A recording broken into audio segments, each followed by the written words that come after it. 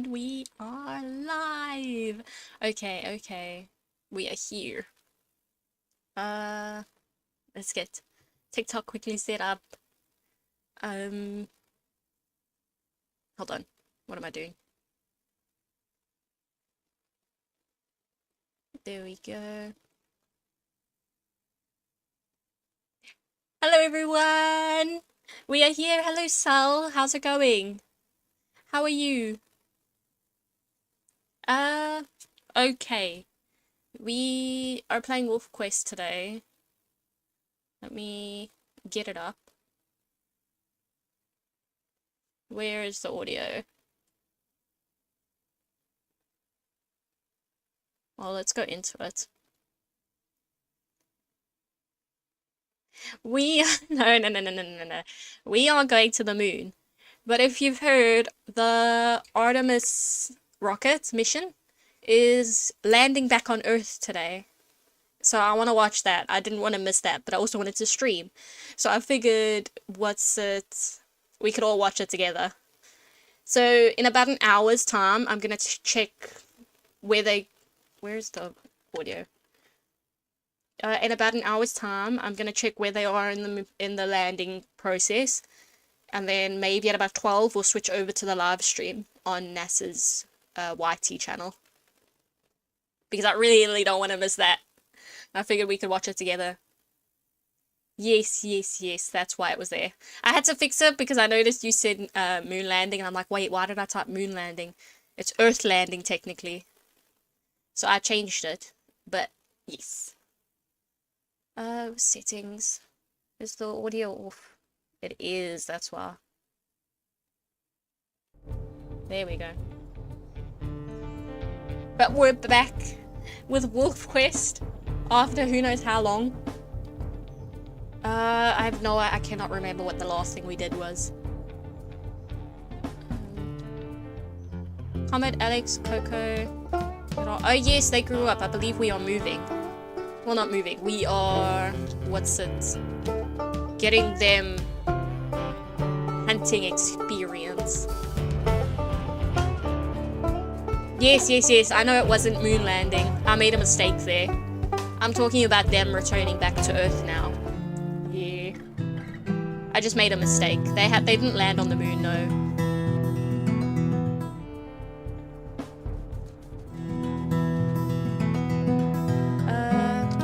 But yeah, in a few hours they will be landing back on Earth, and I want to watch that. So I figured we could watch it together. Otherwise I probably wasn't going to stream. Okay, let's see. Oh no, who's...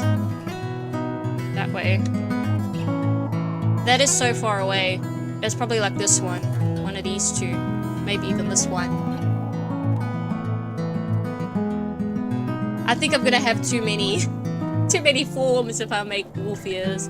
Shadow, hello! How's it going? Okay, we can start heading that way anyway. Is it? Okay, we've got dens. Why do we have dens? Hold on, let me just see the quest. Young hunters. Least experience. Okay, yes, we need to get them up experience. Lowest weight 84, border hex is 20. Okay, yeah. We need to get them 80 pounds, which is done, 10 border hexes, and 100 XP. What are the other ones at? 96, 96, and 91.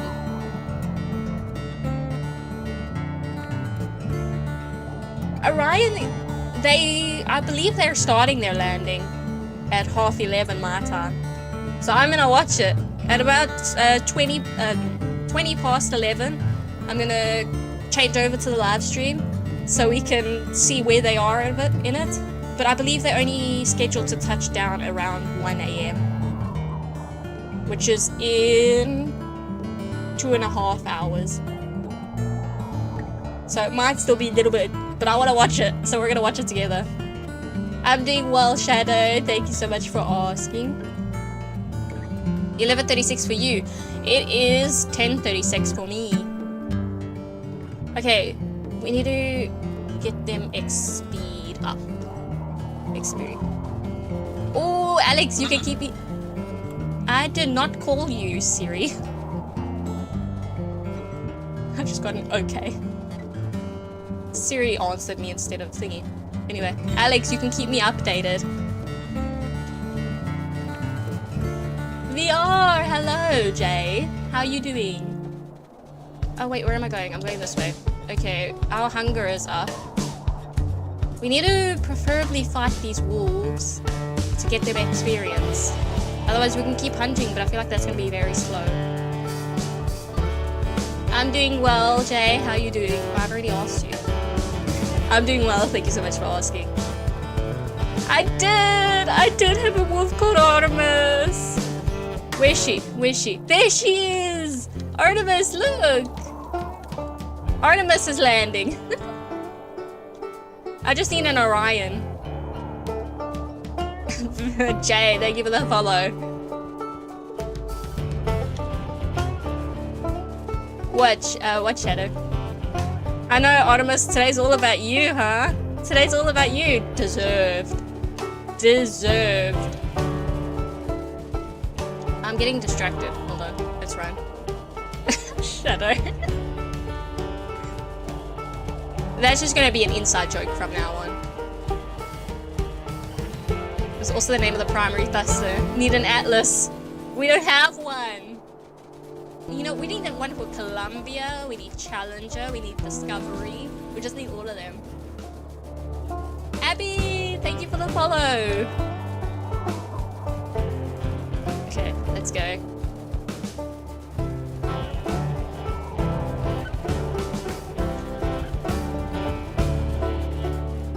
I just had an amazing thought. What if we name the next litter of pups all after the rockets? The rockets and the capsules. They're Soyuz as well.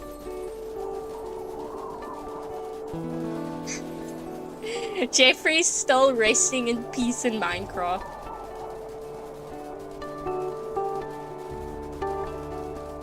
Oh, how far are we? Oh, we're still really far. I should be doing this.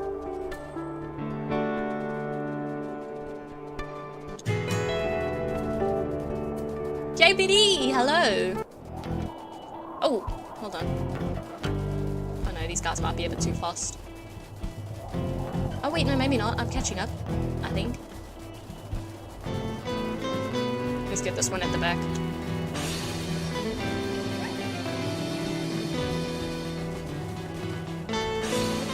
Try and get this out. JPD, thank you for the 5 roses. I appreciate. Oh gosh, I appreciate it. They've got this. They've got this. There we go, Artemis. Artemis got the kill. Artemis got the kill. Hello, Camo. How's it going? VR, I'm sorry, but I'm afraid you're not in here often enough to be mod. Oh god. I need to stop running. There we go, let's eat.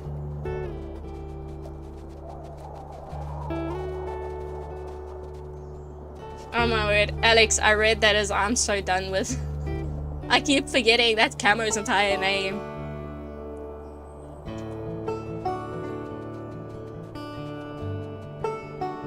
Oh, that's an ideal cell. We just need to find one. Should we rest? No, let's not. We're fine for now.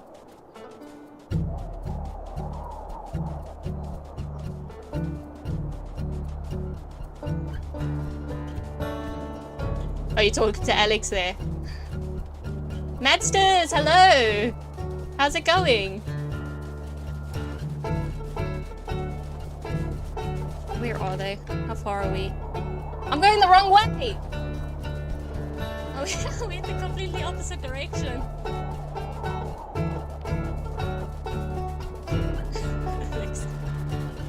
You guys make it difficult to read your messages.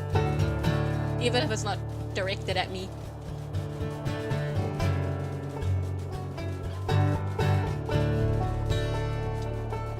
JPD is meant to be working. I assume. I assume nurses work all the time. Or nurses and doctors. Camo, you need to change it just to camo. Just simple. Because I keep reading that I'm so done as what's it? Actual typing. I don't need them. Should we? What are they at? 99. Oh, 100? 95. Okay, maybe. Maybe.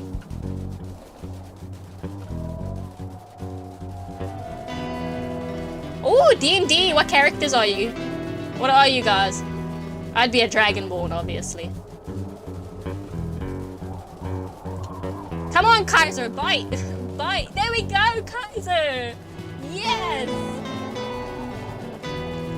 Come on. Come on, Rana.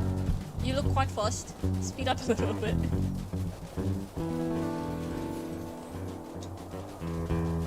What cat characters are there? Oh my word, I've run out of stamina. Oh, Rana's... Okay, hold on. What's everyone's health at? 77. Oh, okay. We may need to sleep soon, just to be safe.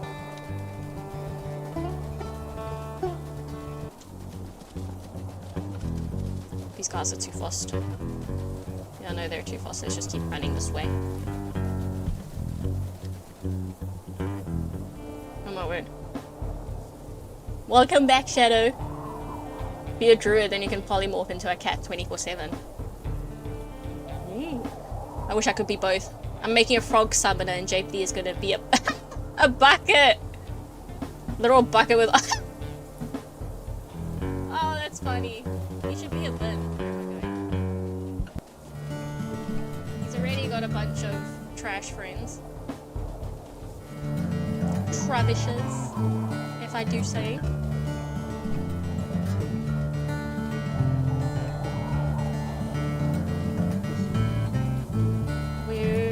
This way.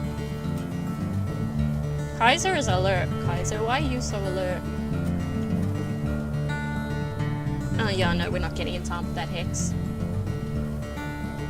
Pokemon is tomorrow.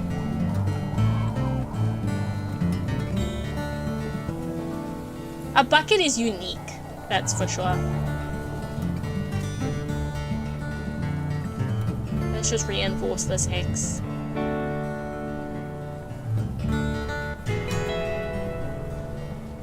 There we go. You've got sword. How do you eat? Well, I guess do buckets need to eat? Blah blah blah. I want to see my Pokemon that I named Alex.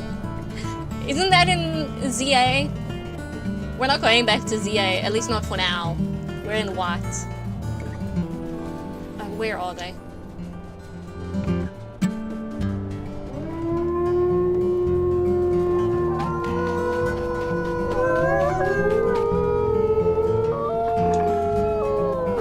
Where are they?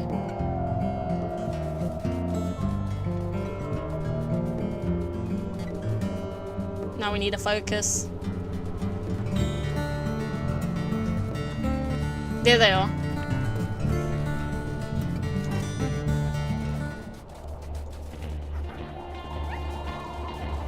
Oh my word, there's so many of them. Okay.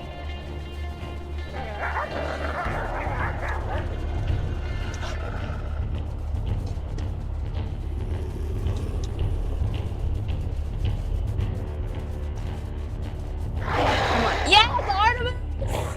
Yes! We need to take down at least like 1 or 2, I think. They're all kind of just chill. Look at the part of them in a row there. You just get me, just killing. Come on, Alex! I'm not trying to mark territory. I never pressed P. Okay, that's 1 dead. Okay. I just want them to watch their health.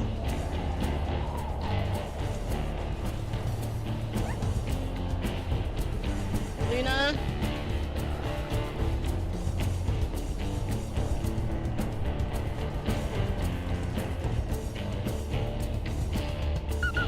Okay, they're all there. No one's being attacked. They haven't been chased off yet. Come on.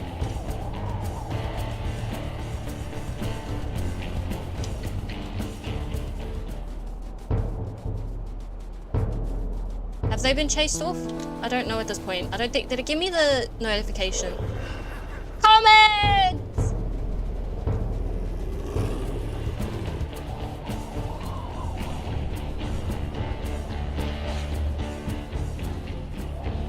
Nearly there.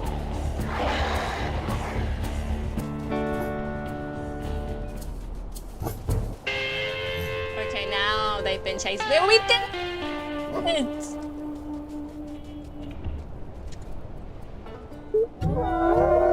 at me! Look at me! Oh my word, I'm so proud. Okay, guys, I missed everything that was said in chat.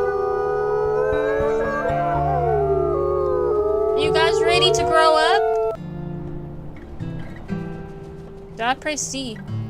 Oh wait, huh? Why is everyone lying? Hold on.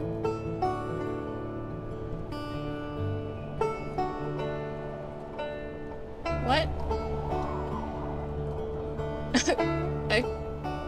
Huh?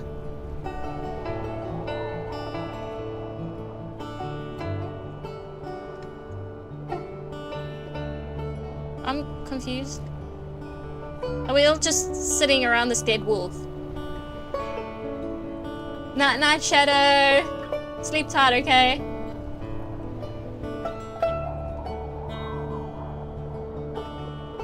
Okay, maybe they're okay.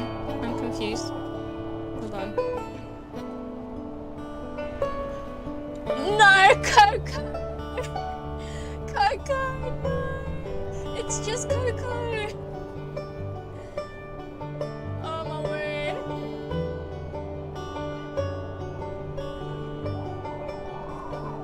Are you talking about Wolf D&D characters? Coco just needs experience. Okay, let's sleep.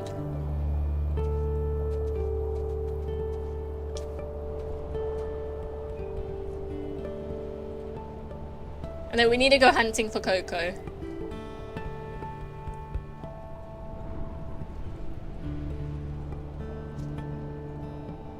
There's still the dead wolf just over here. Oh, my minor injury to the jaw is healed. Luna's still hurt. We should probably go looking for food, actually. Hunting might be good. Health is nearly all... Yeah, we need food. No one died. It was one of the enemy wolves. So I guess someone did die. But no one of importance. Okay. Any sense? Oh, I'm at the water.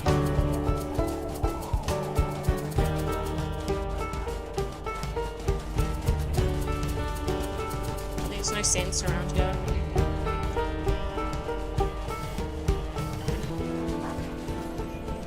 I can't remember if Saphir is pregnant.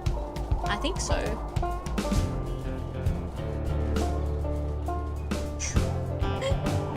Cameron Ramdo, name one wolf my name.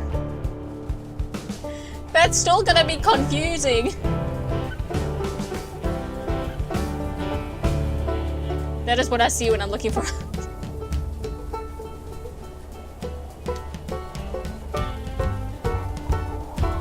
If I would just see a corner and decide to sleep next to it with my... I know, we will just... They all immediately sat down next to it with me. They're all very happy to do that. I didn't even ask them to do that. Not that I really can unless we're going to sleep. I don't know how that happened. They were just all in agreement.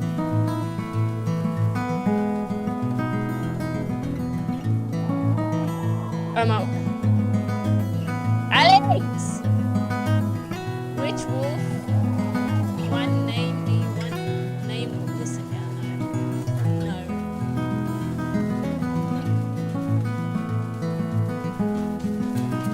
We need something. Give us something.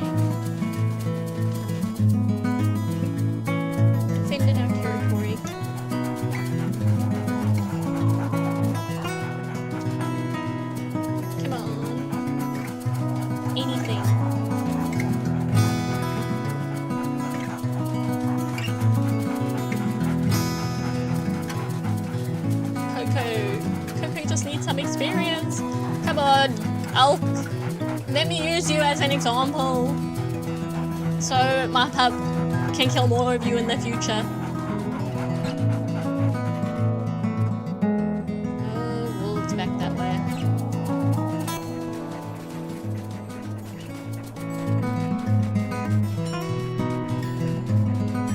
Alex, Camo, next time you change your name, make it one word. I know you know that I know you know what. Where am I going? I don't know where I'm going.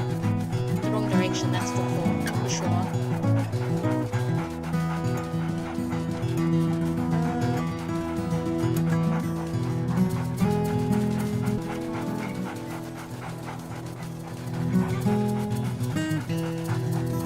There really is nothing around here. I'm starting to think they've all moved over here. So we may have to make all the way back up there.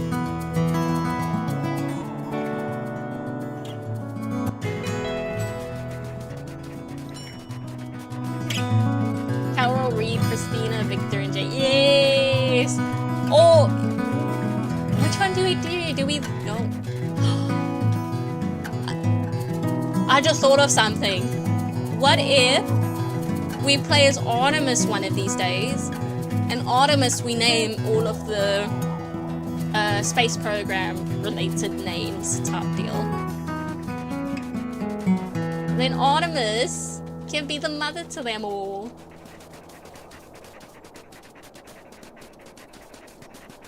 That would suit it so well. We would have to think of a name for the pack though. What would the name of the pack be? Second Shadow. There's another Shadow. Hello Shadow, how's it going? It has been. Yes! Yes! I'm excited. Oh, but the problem comes. Who do we play as? Alex or Artemis? It's decisions. There was sense and I just completely ignored them.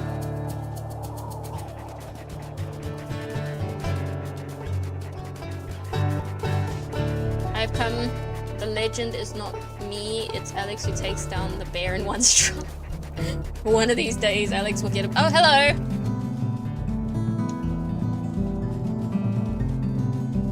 Come on, Coco!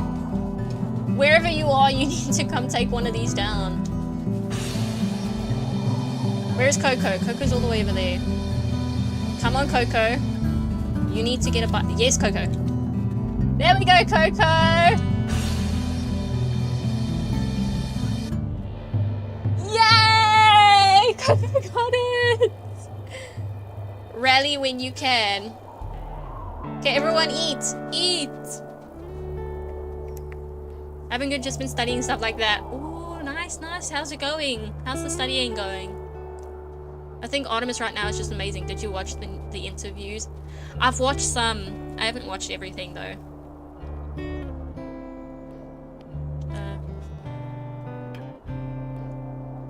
Okay, 2 full. Is everyone eating?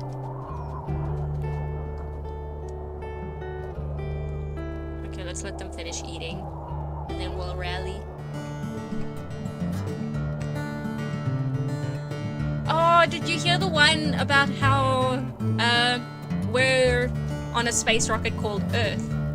They may be on the Artemis rocket or the Orion one, but we're on a space rocket called Earth. I love that. I was nearly in tears. Okay. Everyone done? Let's get to a little bit of an open spot just so we can see everyone. And then we're finishing here. Well. Oh, yes, from here I think we can decide if we want to play as Alex. Let's give it a howl.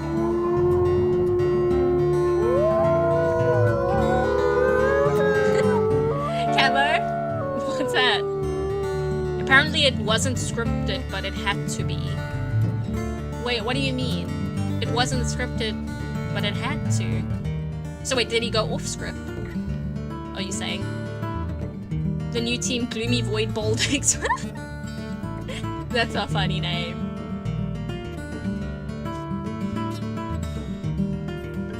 The landing is the Orion space capsule is landing tonight, so I'm gonna react to the live stream. We're gonna watch it together. They never had scripts though.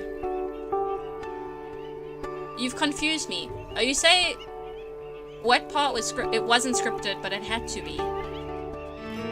No, no, no, no, no. I waited too long.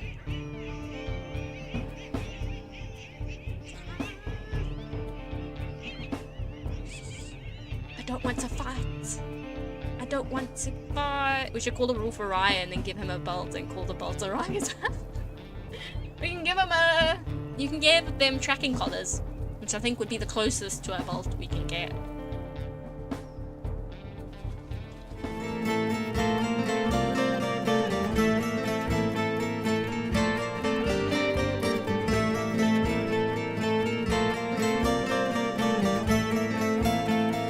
Come on!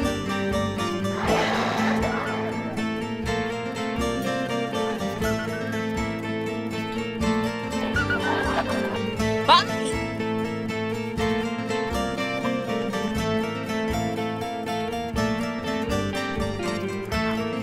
Oh, no, no, no, no, no, no.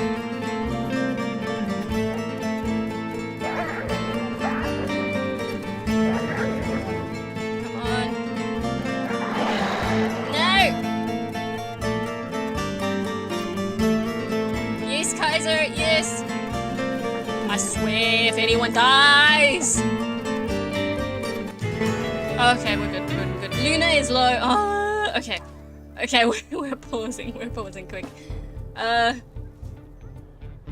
It was very good. The speech was very good. It was very, very good. Until NASA live stream starts. I've got one up on my Chrome tab. That's, I think, the permanent 24-hour live stream. So it says it should be until they recover the Orion thing. That's when it will conclude. But we'll see, we'll see, we'll see. Oh, I'm excited. Okay, let's end this. Hold on. Let's end this. Let's howl quickly before someone else comes.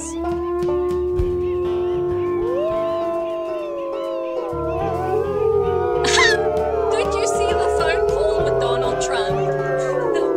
The astronauts were so monotone.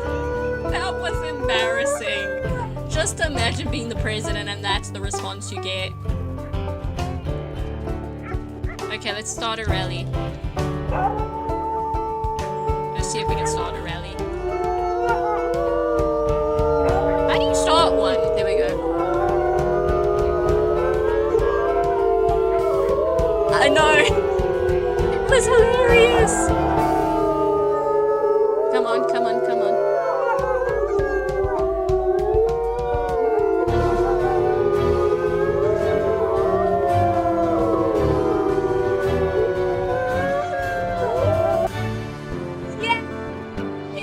Surviving pups in there. Continue.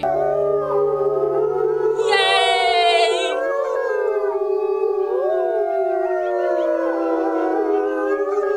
Sol, exactly. That's the second litter all grown up. Okay, hold on. Can I get the chance to play as a different one? Your pups will be born soon. Oh, this just jumps right into it. No more oh. Okay, continue. We don't need to know that. Continue. Oh my word, look how big the pack is. Hold on. Rana, Luna, Comet, Alex, Artemis, Kaiser, Aries, Coco's over there. It's so big! On Twitch Live, like, it's been going on for around 10 days now. Or nearly 10 days. It's been happening for a while. Wrong thing. Let me see. Check out. Pup yearlings. Are they still yearlings?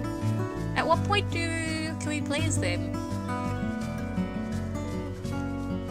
Guys, I don't know this game. Well,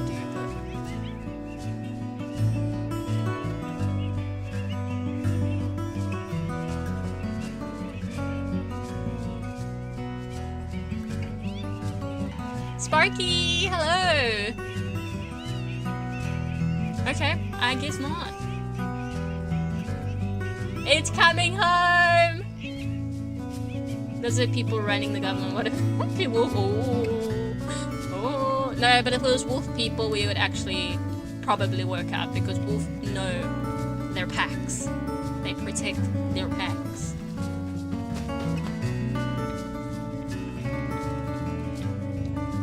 Ooh, it's just the new outfit, Sparky. But how are you doing? Okay, den. So we've got these 2 dens, which honestly have served us pretty well. Furries in the parliament. We love to see it. Oh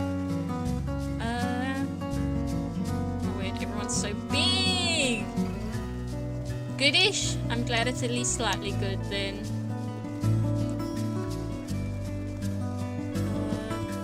Let's see, can we find any other dens?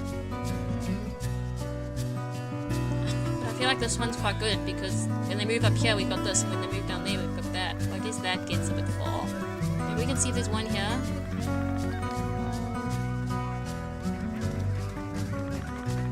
Is that off here?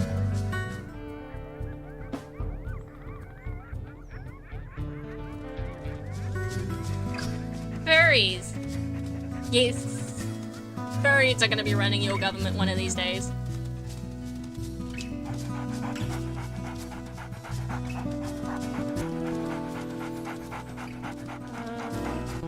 Oh, there's a bear. And a cougar.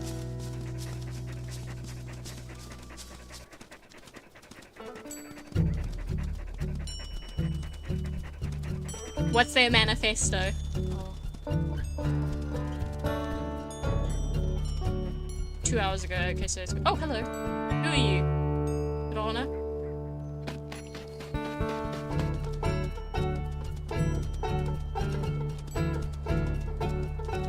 I have, Sparky, I have. Oh, coyotes. We haven't killed a coyote yet. Oh, it's a whole pack of coyotes.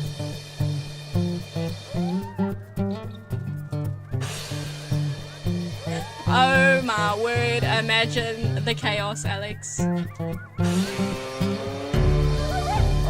Snack distribution I can get behind. Camo, I have no idea where you're gonna be. No idea.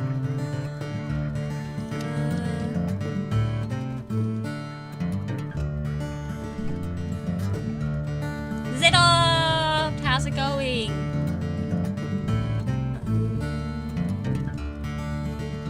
No, wait, I'm going south. I got turned around. Hold on, I want to go this way.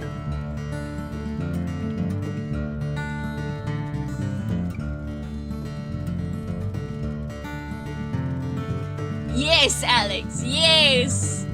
That's what we like to see. They really will. They will succeed with that, that's for sure. I would vote for them.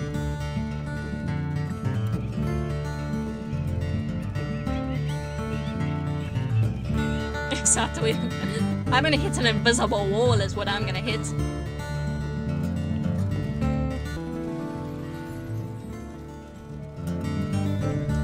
Wait, hold on. Go back quickly. Maybe not. Maybe not.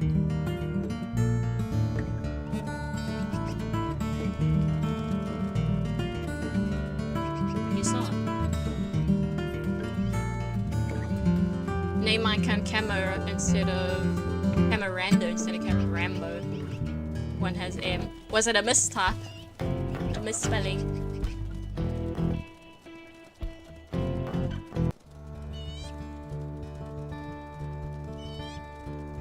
So I think this litter of puppies we will name after the viewers, but then Artemis's litter we're definitely gonna name after space missions. That guy's way too fast. I'm sorry, no. I haven't been checking for dens.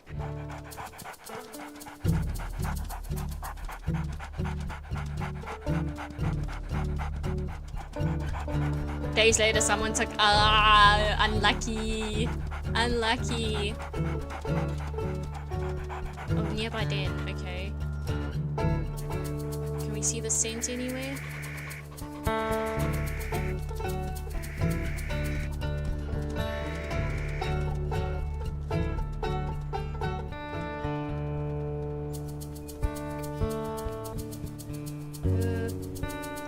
I'm having a stroke just reading the name with someone at camo.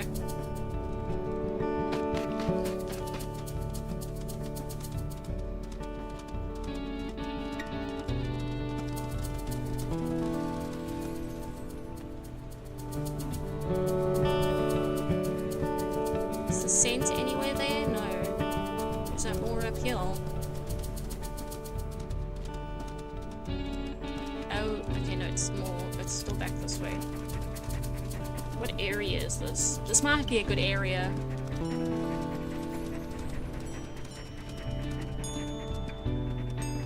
Where?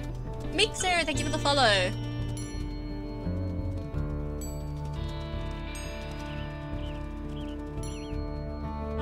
You're trying to figure out where it ends. Hello, Kaiser. What do you mean? Langa, hello.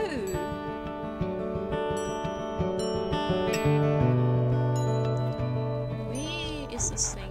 There's no sense for it.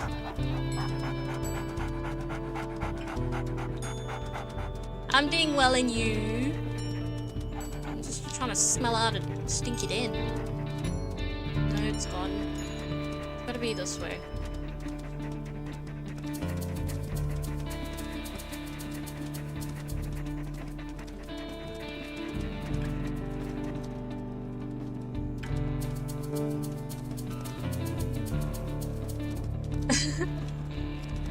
Well, I mean, it's not wrong. There's probably some other things that were living and died in this den. Usually they're coyote dens. It's hidden very well. Oh wait, yeah, we're getting closer.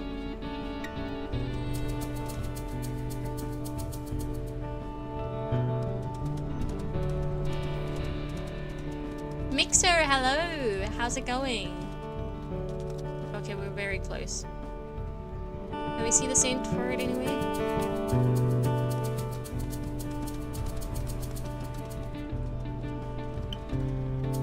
New people, new people. There it is! No! It's a cougar!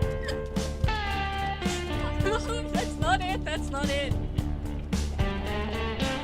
That was very, very much not it. I'm pretty sure the dents are green. That's why I thought it was, but no.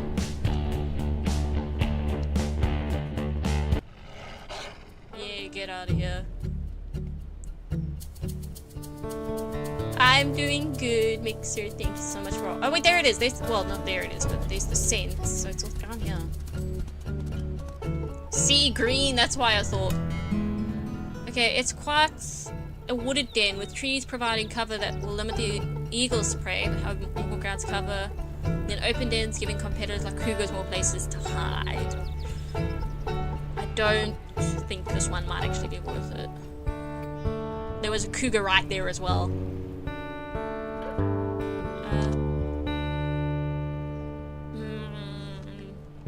Maybe there'll be more if we go northwest. That's getting far from here, and at some point the animals come up here. You know what, there's just... Schmooger. No! It's right there! It's literally staying around. I'm not trusting it. I'm not trusting it very much.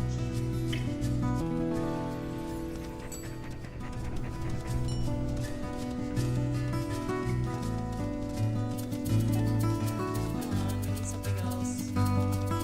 We're gonna have to eat soon. Well, no, we're not. We're pretty... What's the rest of the pack looking like?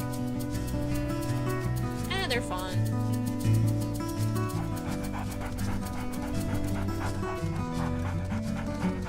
No problem, Smokey.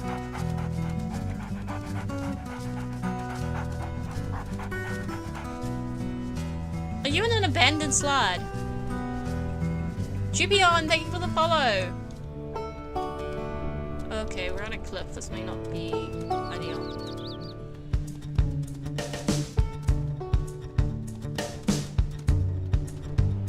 cliffs are hard to track. What is that?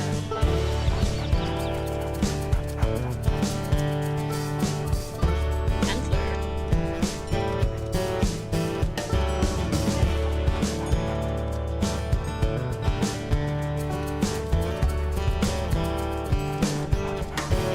Oh, it's a bunny.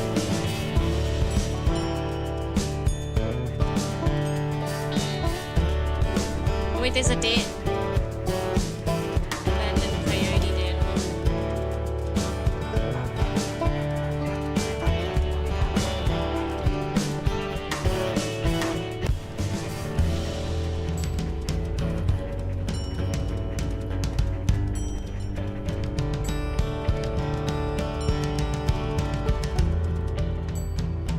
Where is it? Nishal, thank you for the follow. I think they need longer character limits than used to. I think people will get a bit trigger happy. I wonder what the longest thing you can do is. Oh wait, this one might be quite nice. Hold on. How do I get out of scent view? There we go. It's open so we can see what's its animals. We haven't really had issues with eagles. So hard it was made out of rock. No. No. 30 characters. Bees and garlic, it is more vulnerable to, but cougars have.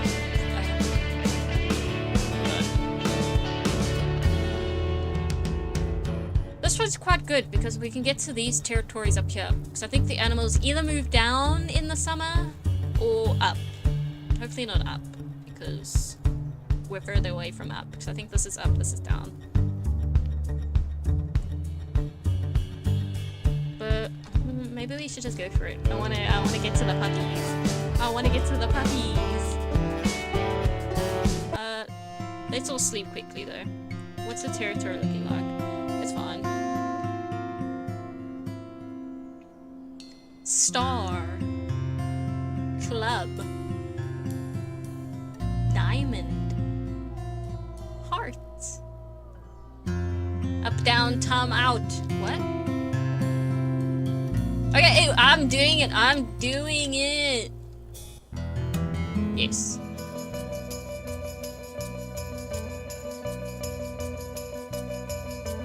We need to name it. Okay. First name in chat is what I'm naming it. So first person to type a name. And I'm naming the den after that. Zeroft, I can't do that. Dead tree.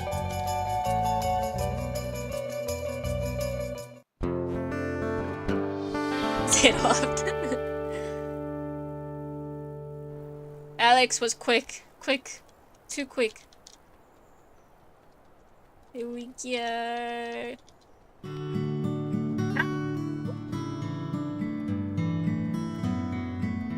It's your birthday! It's a bit late. That means you have survived another year as a wild wolf. Now, if you like, you can advance a year in age, which with age comes changes. Sometimes good, sometimes not. Review your choices and decide if you want to advance or stay as you are, a 4-year-old wolf. If you decide to stay the same age, all your pups will keep growing until they reach age 2, but all adults will stay the same. Okay, we are aging, of course. Okay, health is a bit low, but that's fine. We want more speed, I think, definitely. Oh, there's no speed, never mind. You need to be on the ball. Exactly. You need to be quick. Quick. Mythic! I have no idea how long you've been gone, Mythic. But this is just a bedtime avatar. Oh wait, you haven't, this is the first time you've seen the new avatar, right? Yes, I got a new model. Okay, hold on. Strength drops, I want that one, obviously. Howling gives additional boost to the strength of all other hexes, yes. Okay, I definitely want that one. We can choose 3. Your pack's scent posts appear on the map. Ooh, that could be useful. All dens that you discover this year on all maps will stay discovered next year. If you choose this perk, and later years if you choose this perk again. Each type of den has its own icon in scent view. Ooh, that could be good. But I want strength, I think. Youthful prowess, more likely to have a larger litter. don't think we really need this one. But competitors are more likely to flee. Who names their wolf dead? It's not a wolf, it's the den. Or are you saying, what's it, the wolf den? Mixer? Maybe you should go clean that up. Such a waste of good pasta. Guess what start with J and end with E? Does it contain 3 words? If you have puppies, can you name one Sinku or Senku? Well, competitors are more likely to flee when you snarl and growl at them. Mates are more interested in you when you... Okay, I don't need... Sick pups! We've had 2 pups die to sickness. More rival wolves are quotable. Oh, but sick pups!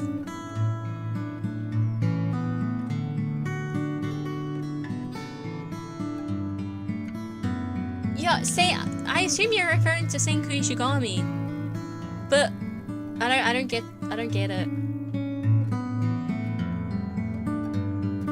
Sinku, let that sinku in. Sink in. Hold on. I don't know.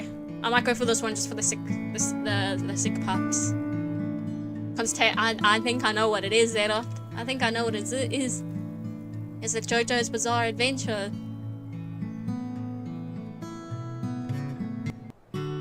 Yes. How many? 1, 2, 3, 4, 5. Female, male, male, female, female. Okay. There was people who asked. I think Yiyun wanted to be a pup. So we need a Yiyun at least.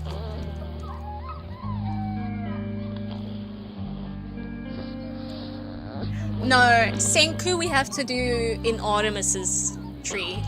Family tree. That has to go there. Of course. Senku's also an astronaut. Cheese. Oh wait, Camo wanted one. Camo, you don't have to answer if you want to or not, but do you want to be female or male? Or just random? Oh yes, Zedov, you haven't been one, have you? No, you haven't. Male. Okay. Zedov, don't you find being female?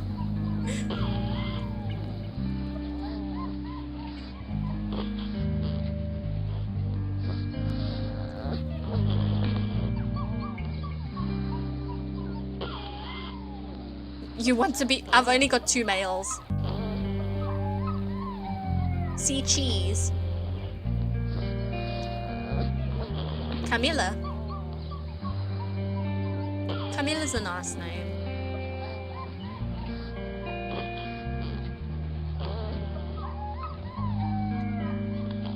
You gotta wait for male. Okay, the next male we have, whether it's with Safia or Alex, whatever, it'll be Zedoft. Okay, now we need female names. Camilla? Should we go with Camilla? Lazy Anya. Camilla. Galaxy Destroyer. Ghosty, thank you for the follow. I am. Cookie. Alex, that isn't you, right? No. Hello, Cookie. Sorry, Alex has an alter ego with a similar name. What is the time? 21. Where are they at with it? Zedoft, I said you're gonna be the next male. That's not you. Cookie, I'm definitely gonna watch it. T-minus 8 minutes for a Ryan live stream on NASA YT. Ooh. Ooh. Should we watch it from the beginning? You're good, Zedoff. Don't worry, don't worry. Okay, we need to name these. We need to name them before it happens. What are the one? We need 2 females. No, camo. No. Oh, strawberry. I actually like that. Strawberry.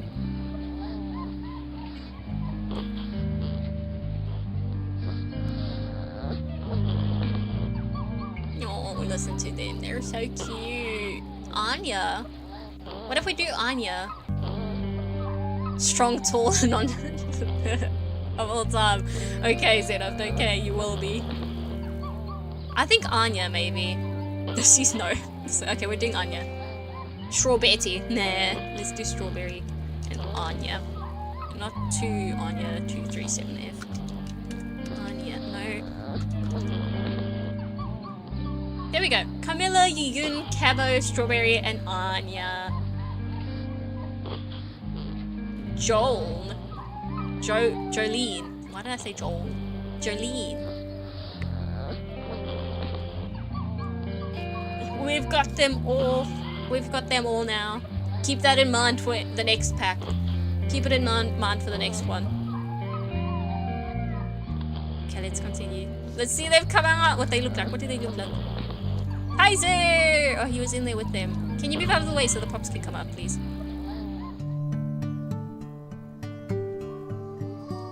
Jolene.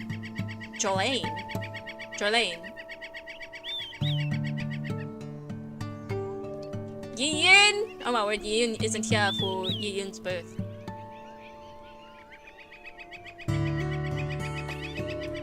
Ah! Look how cute! Look how cute! Oh, there's Camilla! Let's see, I wonder if we're gonna have a runt.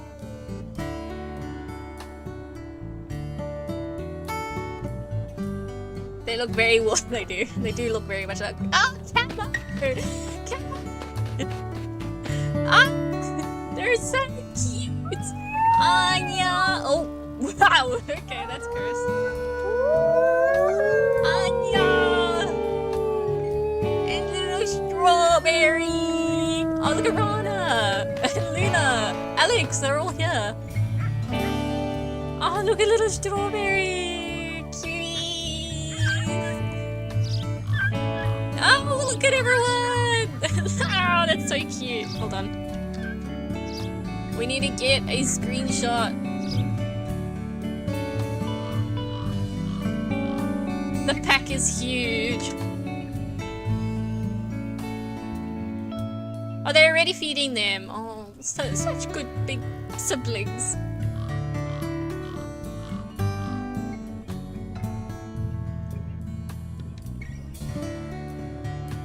Okay, pictures have been taken.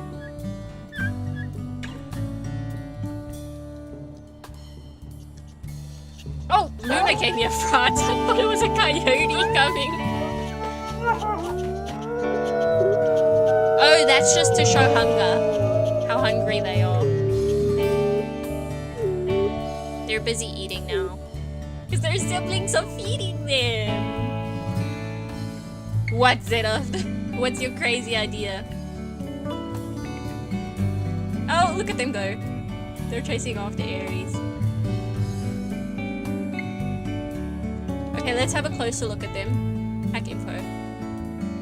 Oh, it doesn't look like we've got a runt. Oh wait, subordinate adults, so they are age 2 now. We could maybe play with Alex at some point. Alex and Artemis. I think. I don't know, I need to Google it.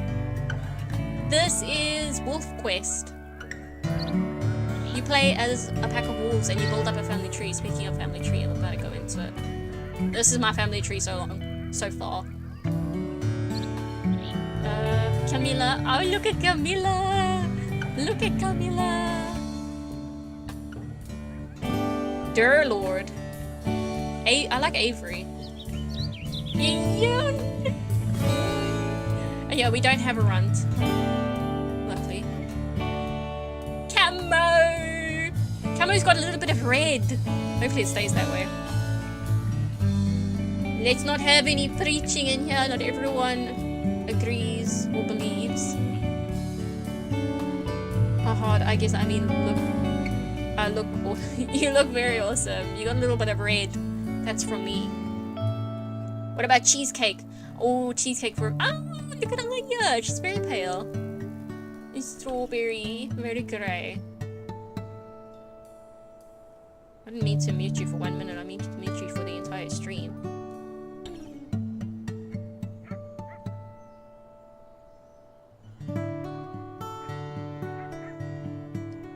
Wait, who's our biggest though? Hold on, we can kind of get the biggest and the smallest.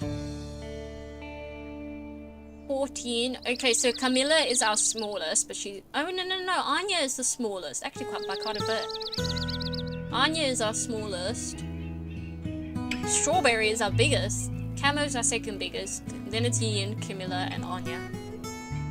2 minutes! 2 minutes! Should we watch from the beginning?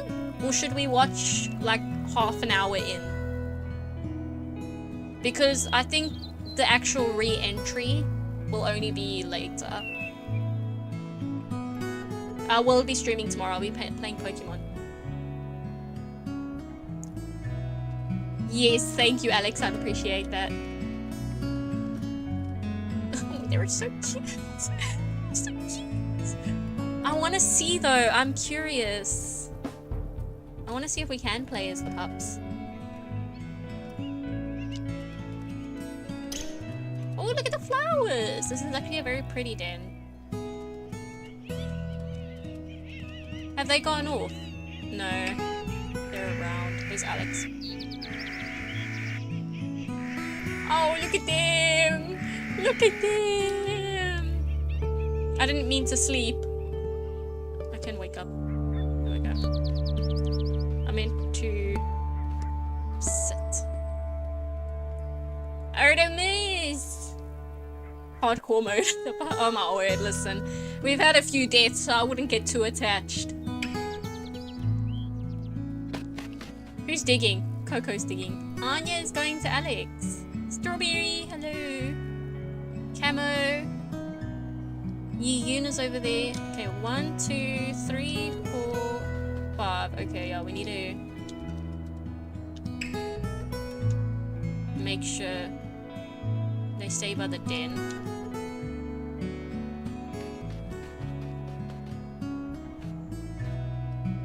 You're okay. Who's Camilla? Come on, you're going too far from the den.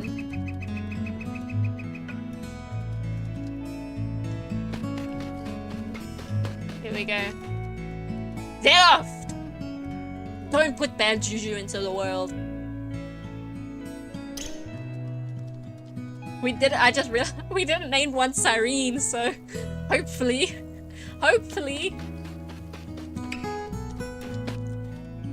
I don't know. Can we see? Oh, we might actually be able to see their strengths. Hold on, let's see. I didn't mean to pee. Family tree. There we go. Camilla has 2 strength. Oh, Camilla is our strong one. She's very strong. Negative stamina and negative speed. Yoon has 1 speed but negative health. Camo has 1 strength, 1 speed, negative stamina, negative health. Strawberry has 1 speed, negative health. Anya has negative strength, 2 stamina though, so she's pretty resilient. And 1 negative health. Singleton, thank you for the follow. Nerfed Camo. Camo has 1 strength and 1 speed, which are arguably the most important ones in my opinion.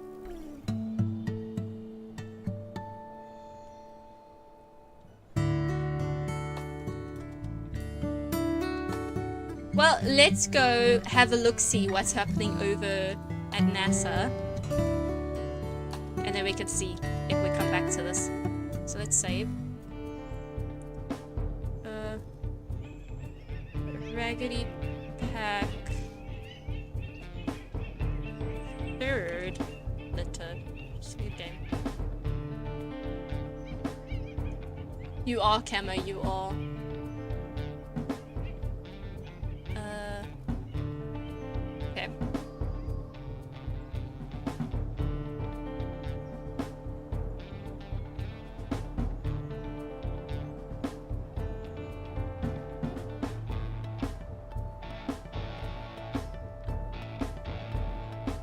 1 second.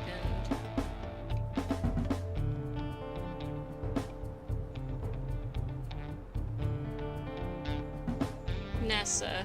Artemis 2 crew comes home.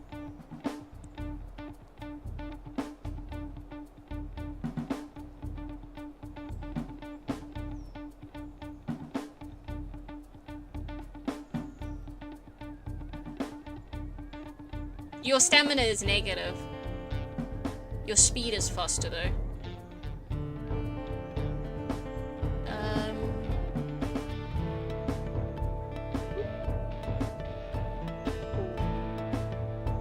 Let's see if this works.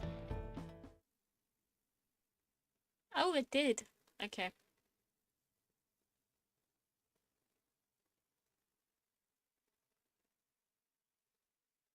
There we go. It's muted currently.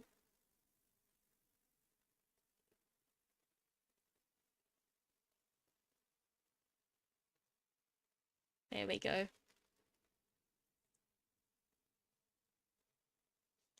Let's remove that.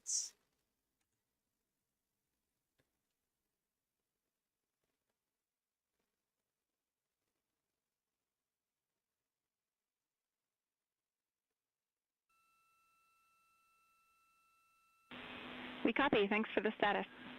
Can you guys hear? Jackie Mahaffey talking to Reed Wiseman aboard Integrity.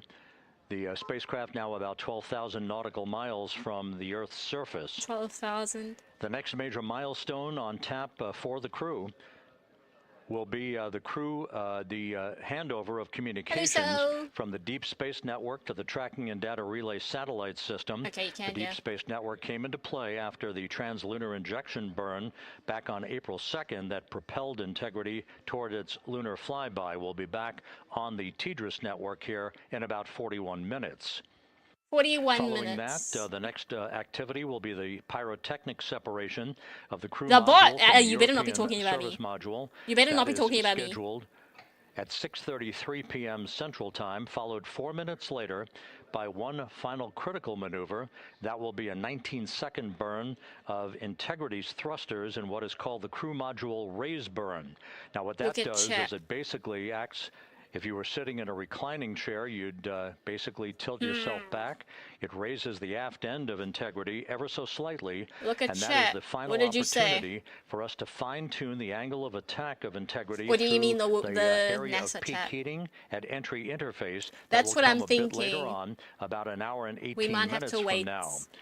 So after the raise burn, we I was will thinking be in maybe the at final midnight my orientation time. that will minimize go any back. peak heating on the heat shield of Integrity, and prior to the time the crew enters the Earth's atmosphere at an altitude of 400,000 feet. Events. Entry interface. This is the critical time where the crew will reach the first traces of Earth's atmosphere at an altitude.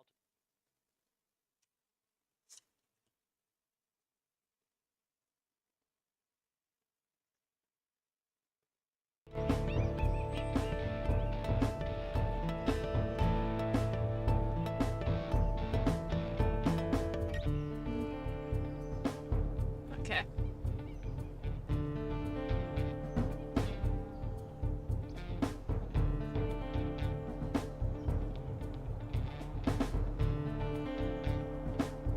Okay, thank you, Alex.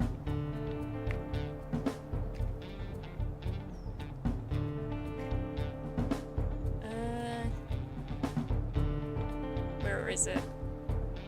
Master Shadow Golden, thank you for the follow. Back to game. I'm thinking I want to return to main menu. Snowshoe hares are important prey for Yellowstone's smaller predators. Oh. My wolves. Family tree. Can we? We can! Should we use this time to set up? Re-entry. I want to see, like, I think at midnight I'll go to watch it. But I want to see most of it, but for now, I also just want to play the game a little bit. can do, Zedok, I can do.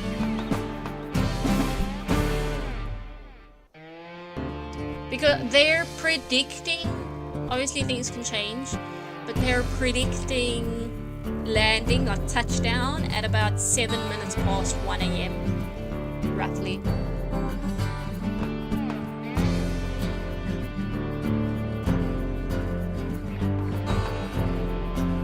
Yes, I know, Sal, I know. It was on Saphir.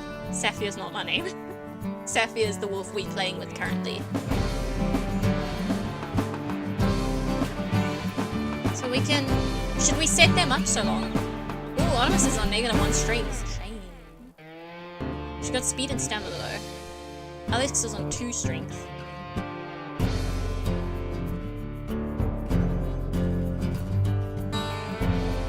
Yeah, I know basically what's happening, but I don't know when the actual re-entry and the preparing for the re-entry and all that actually starts. So I'm gonna watch from midnight, I think, and we'll go from there. It's like 20 minutes to 1 in the morning. It is 20 to midnight for me.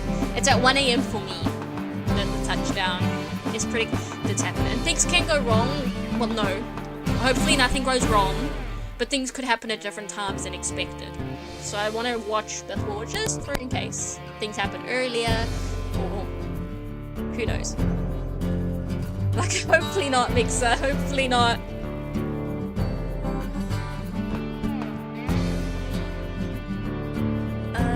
I appreciate that, Sal. I am. Okay, hold on. I kind of want to start things. Make Alex, since it's named after you, I will give you the call. Should we make him an Iron Wolf, which is basically Minecraft hardcore mode? So if he dies, he's gone. Never to be played again. It's up to you. If you don't want it, it's fine. We can play it regularly. Should we make Alex an Iron Wolf? I don't know if you can read what's above my head. Do it. Ellie, hello.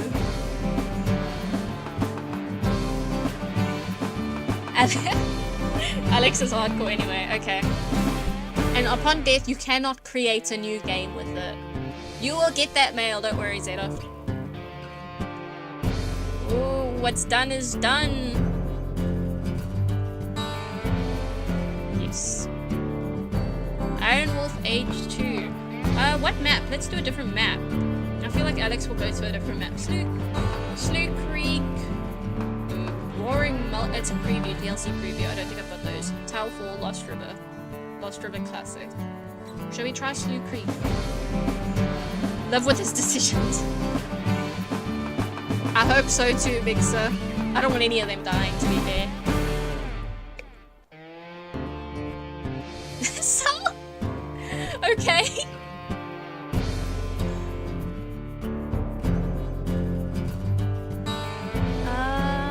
Okay, so where I might go to Slough Creek for it.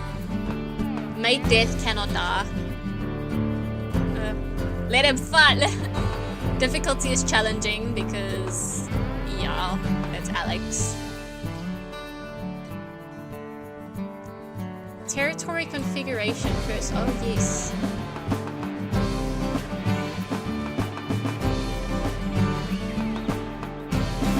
I'll do that one. Critical hits off. You know what? Let's give him some grace. Some grace.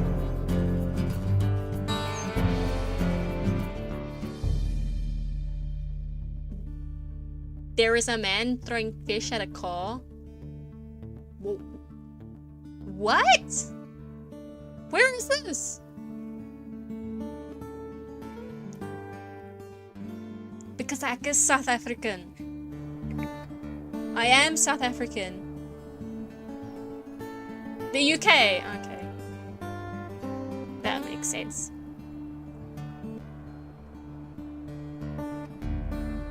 As an experienced hunter, you know the ways and whereabouts of your prey. Here in the hills and valleys of the Sioux Creek watershed, you can focus on the other fundamental goal of a wolf, to find a mate and start a pack. A while, Zeloft, a while.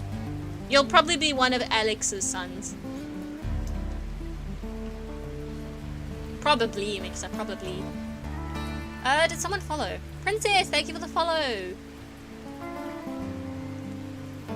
Winter is coming, it's time to start looking for a mate.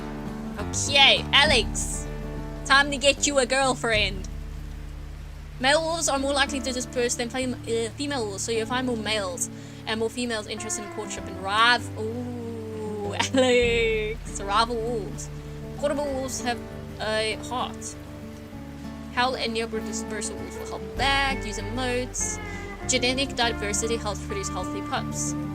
Neighboring pack dispersals may be more closely related to each other and thus have lower diversity. Okay, also consider coat color. 2 black wolves tend to have smaller but healthier pups. Okay.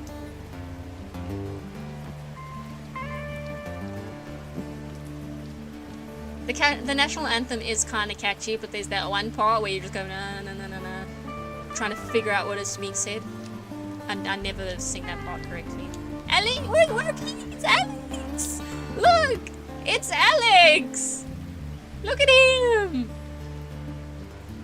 Zedoft, what are you saying?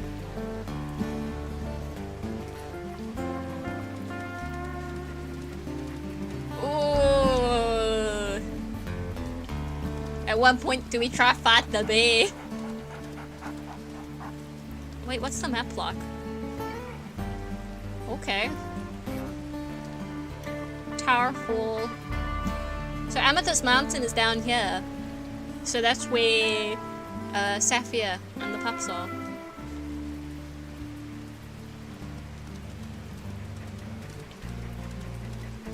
Let's go north actually. Wait, no, where are we? Let's go northeast.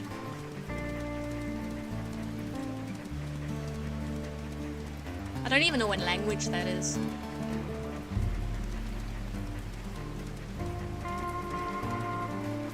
Beans. Who's Beans? Oh, we need to find... Hold on. We need to find someone to hunt. You're a bit slower, aren't you, right? Are you? No. Wrong button. You are... That's gonna be difficult. There's no point going... Oh, that's a moose. No, we don't want to go after a moose.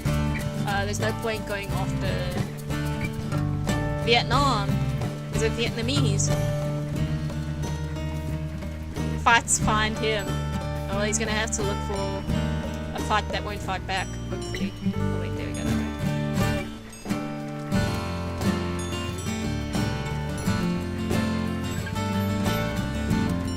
Alfred, thank you for the follow.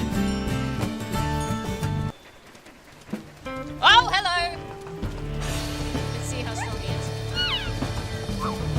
Not very, at least right now.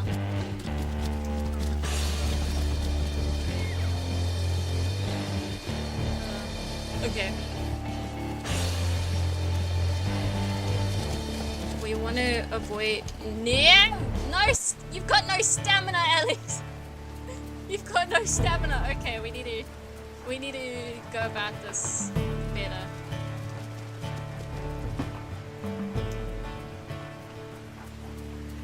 He's a bit he wasn't expecting the wide world to be so terrifying on his own.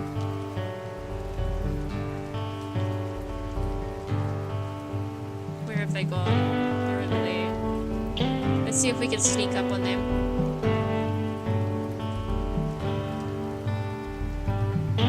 Alex was probably hoping he could just go out and immediately find a bear to fight. But he didn't realize it would be so hard to find food on your own. Where did they go? They probably went running, didn't they? They did. Where did they go?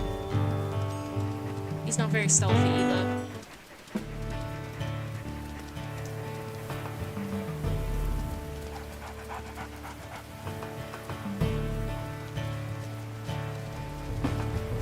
Why is touching grass so exhausting? Exactly.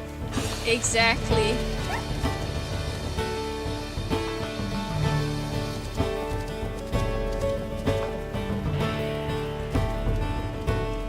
Oh no.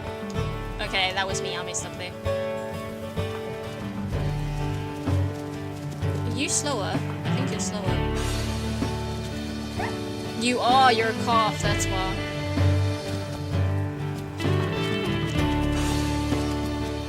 Okay, for now he's just gonna go after a calf. Oh no, it's not getting hurt. He's used to his mommy doing everything for him.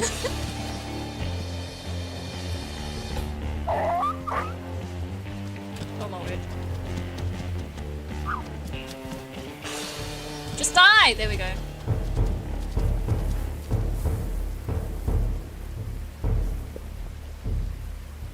You know what would be really cool to the game if they added a stat that is intimidation? There is! You can growl and that should chase things away. If Chuck Norris was born a wolf, his name would be Alex. It's not showing currently.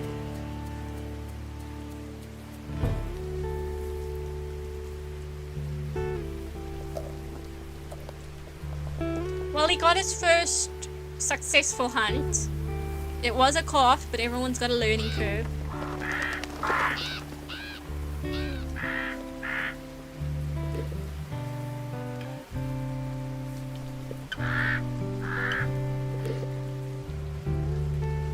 There's a lot of meat on this Ultra carcass. Where's Hal to market?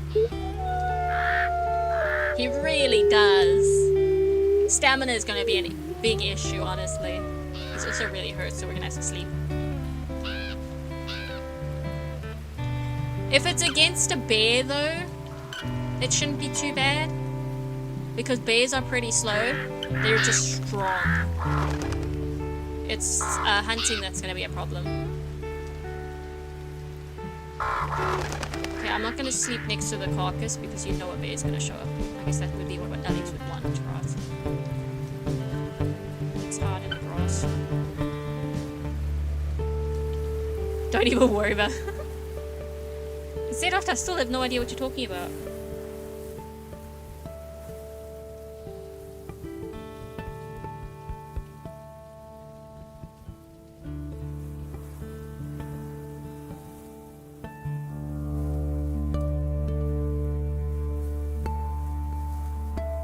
No, Alex isn't ready for a mate yet. Some females. And there's 2 males over there. You know what? Have at it, guys. In 43 minutes. Okay. Okay. That's then the capsule will just come down on its own. 1 higher than yours. Alex's strength is 2 and his stamina is -1. I think your staminas are the same. It's just your strengths are different. World from ending is a JoJo wreck because there is no opening called End the World, so it's to it.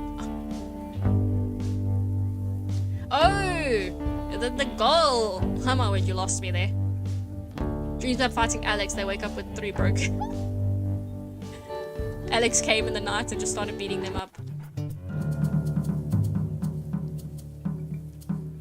Yes, you have more speed.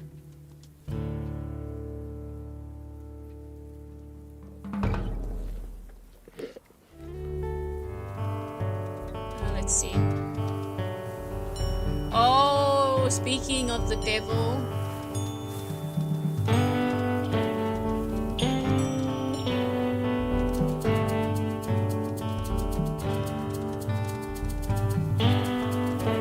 Speak of the devil.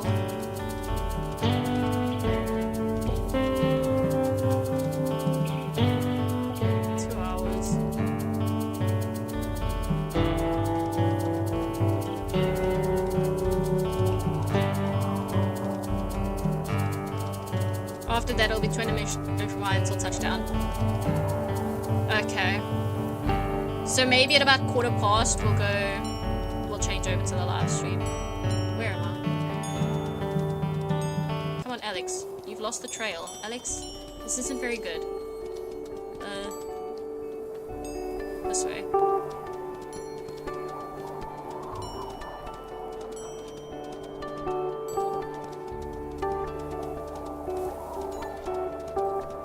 Ragged doesn't play Alex in the game. Alex plays the game himself. Alex is playing here. This is Alex playing, right? Alex, you're the one playing.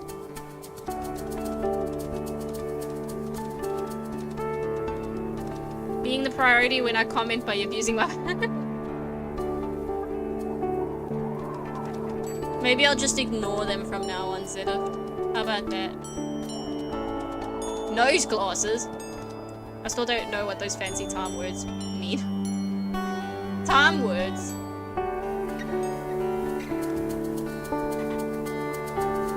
Also, I'm out of breath. Can you chill out on the running? Listen, Alex is eager to find the grizzly. He's the bear killer. Of course he's gonna take a shot. And die immediately.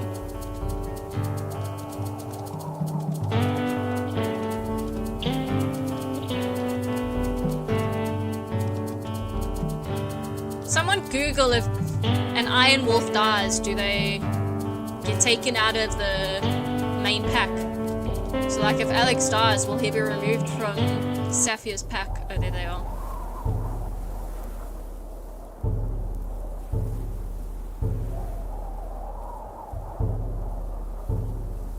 We get to... Yes, yes.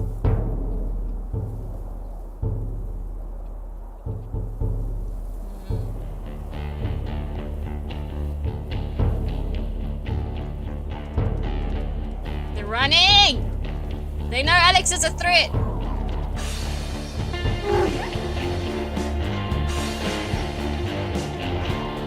Oh!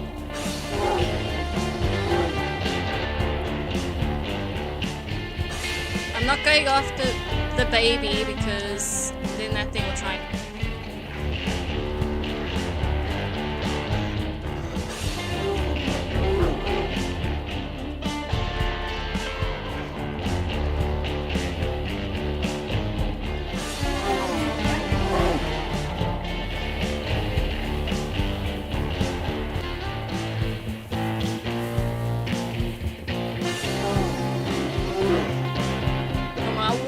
Even at this strength, Alex is doing nothing.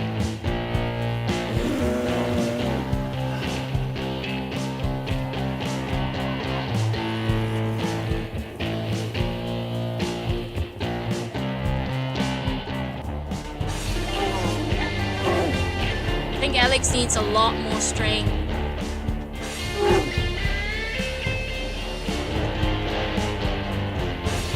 We can injure the bear.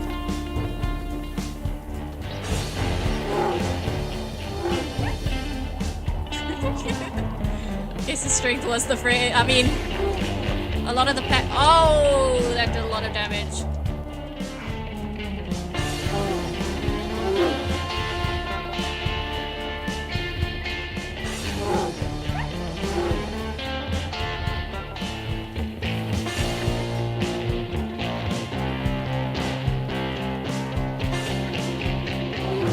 Okay.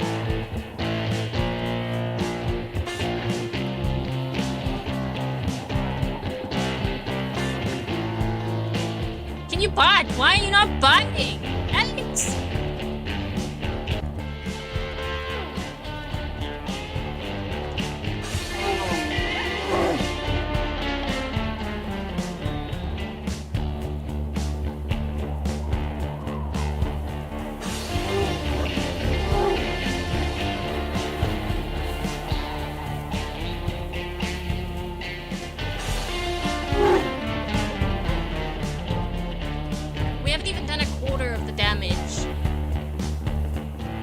Grizzlies are no joke. Hello, Dr. Alex! Hello!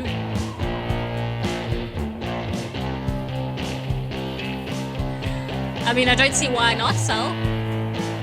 If only efficiency would help get the thing down more efficient. I can't go after the baby.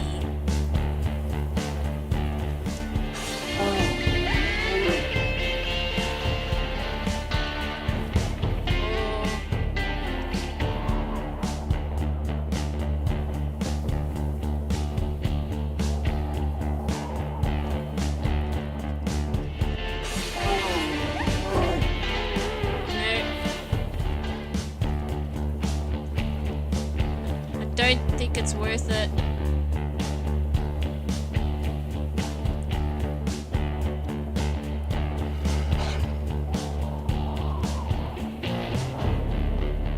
Well, he's chased off the bear at least. Go for the legs. I always try that. I'm gonna go watch some. I don't know that one. You must enjoy that often, okay?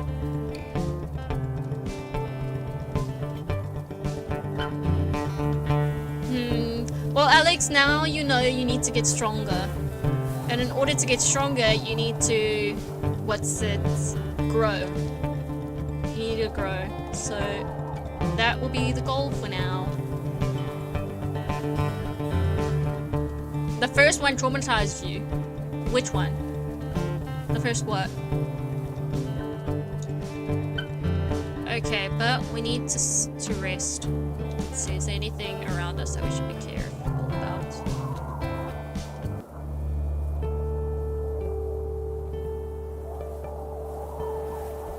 I don't know that one, Zedoff. The wolf? How did the wolf scar you?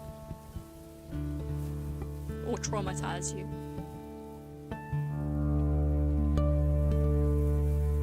Did you have any major injuries? No, you didn't, luckily.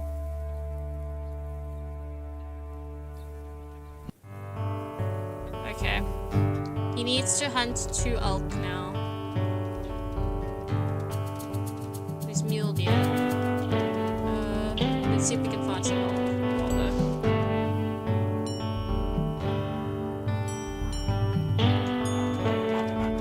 The human. I'm confused.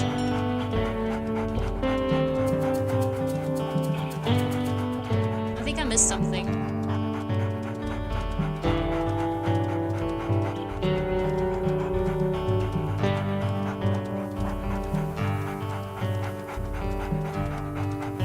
Collector, thank you for the follow.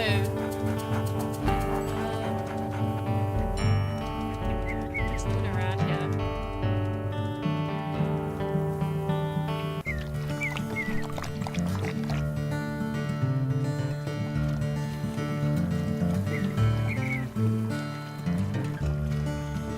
It's just a rock.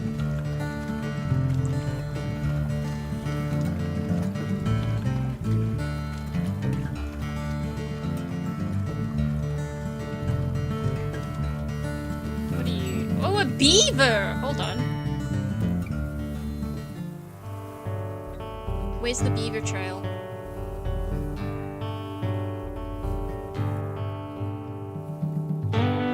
Oh, I'm doing good. Thank you so much for asking, Dr. Alex.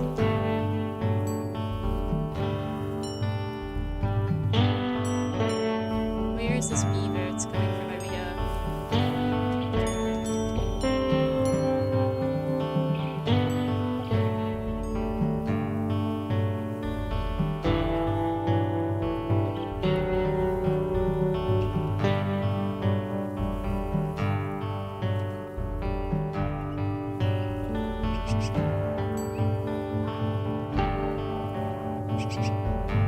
Oh, there's the beaver dam.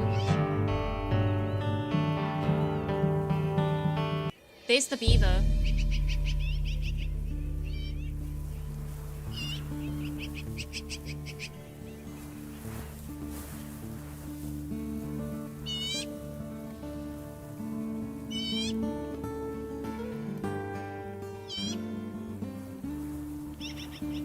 Has it seen us?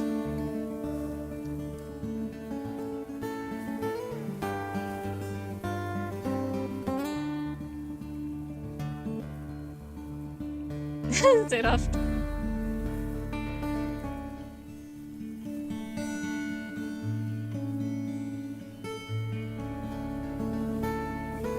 I need him to come on shore. Shore, not sure.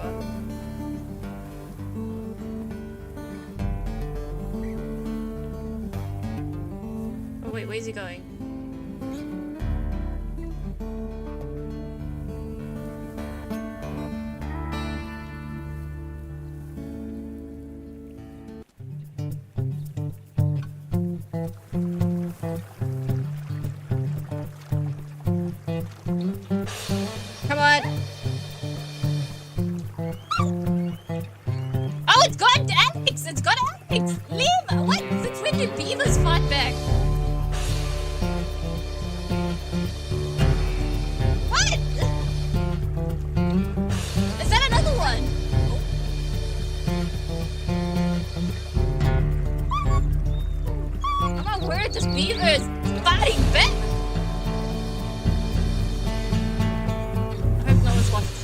recently.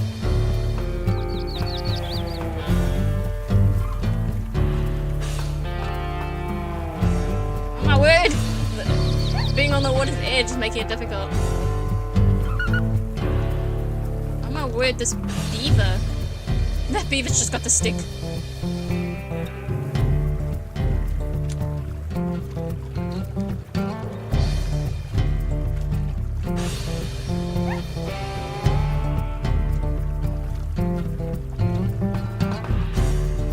This water is making it very glitchy.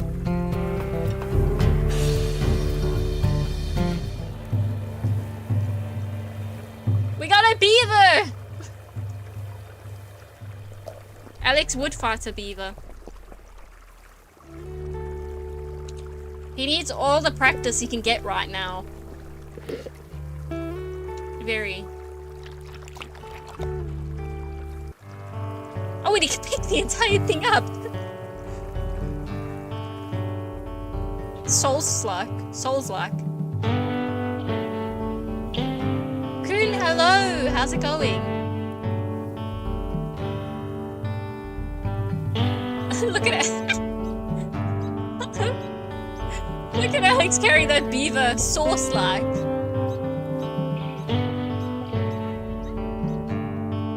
Ah, montage.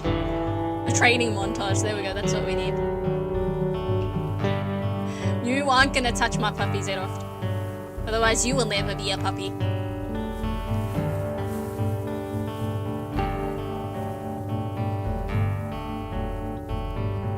There's dispersals. Oh wait, what is this? Bull elk, of course.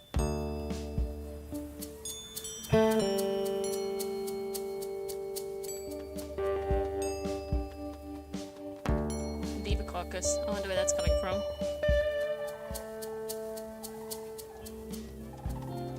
Alex is ruthless.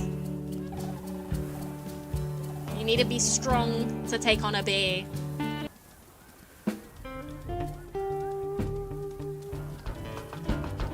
Oh, hello. Okay, right now he's not that ruthless. Thank you for popping in, Nazareth. Hopefully you have a nice time with your family. Oh, let's look at this path. I wonder where this path leads. Bye-bye, Zedov. You must enjoy, okay?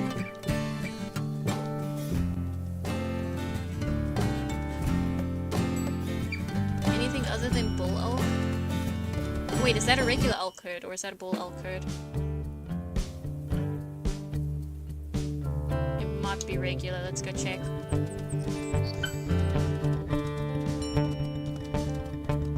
Drink beer and beat up beards. Okay, no, it's cow elk. Okay. You will have to follow them. Let's just eat this up.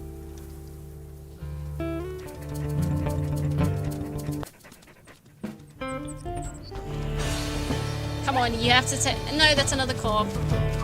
No, no, no, no, no, no.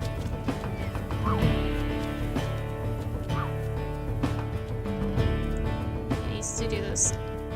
Smart. Leg wound. Ah, reduce speed. Oh no, Alex.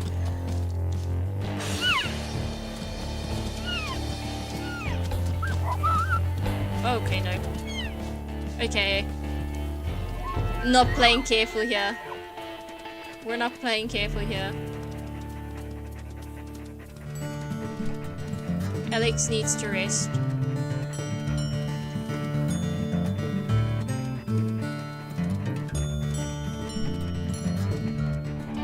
Whoa! Who are you? Oh, bison. Okay.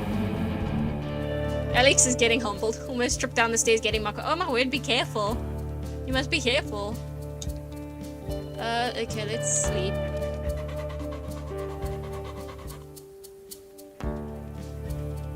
Let's go into the pathway.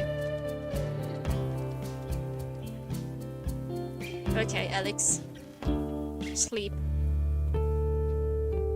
You can fight again when you're stronger.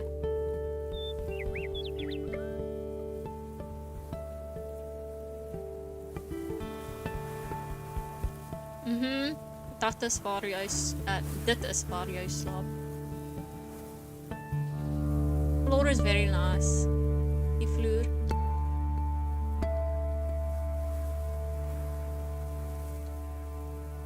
I wonder... There is an alcove this way. So if Bear had a high alcohol percentage, he would drink it. It'd be very... Has anyone ever had bear meat? I wonder if it's any good. Alcove. There's also a bull alcove this way, so we've got to be careful who we run into.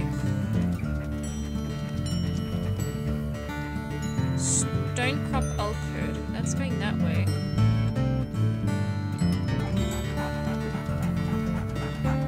Didn't see how this goes. Oh, that's a stone. Oh, now they're going this way.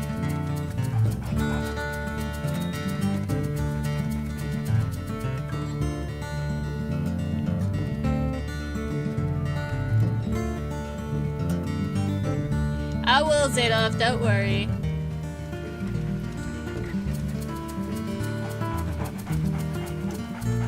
It tastes like cow. It's like just beef. Oh, who's that?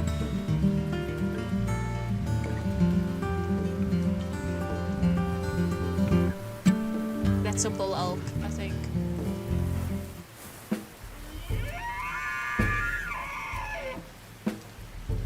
What was that?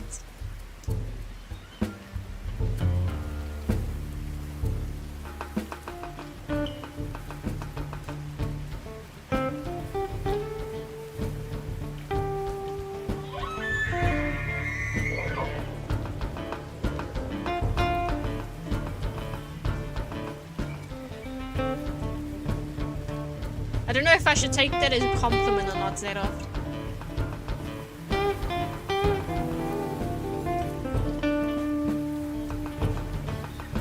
Wait, there we go. Niemand kan... Nee, dat... I assume it's supposed to be Afrikaans, but I'm not understanding it entirely. No one can tell you that. Alex is beef. Alex is one. It's the oh, it is Dutch. Okay, that's why I'm not understanding. I thought it would be Afrikaans.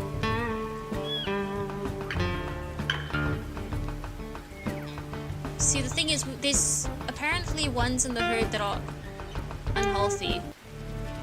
So we need to find those ones. Not you.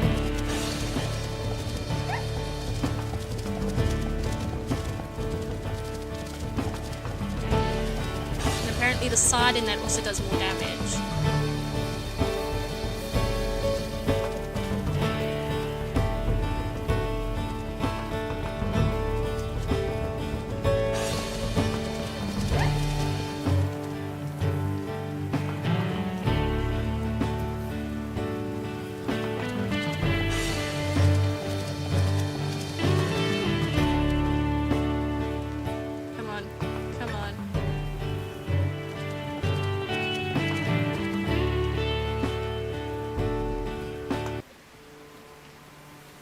Or just are interested even there, but they suspect you are looking for territory, not a mate. Quickly show that you are not. No, Alex! What is with your terrible luck? We can't look for a mate right now. We haven't met the requirements. So they're gonna try fight us while we're somewhat succeeding at getting food. From Orion Reentry is called Sasquatch. Oh, I love that. I love that.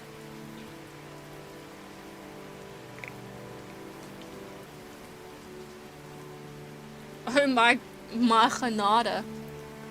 Ek is mal oor hierdie taal.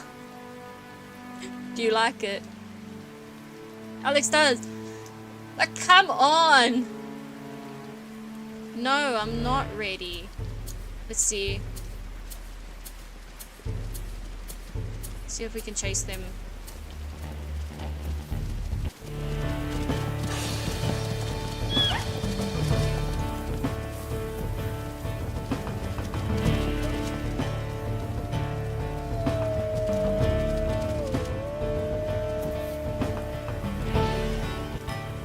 Okay, we're out of the territory. We're out of the territory.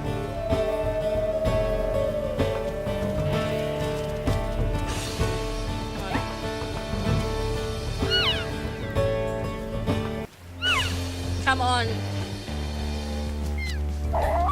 Whoa, okay. Alex. I guess this is challenging now that I remember. This isn't easy. I think Safia's one is uneasy.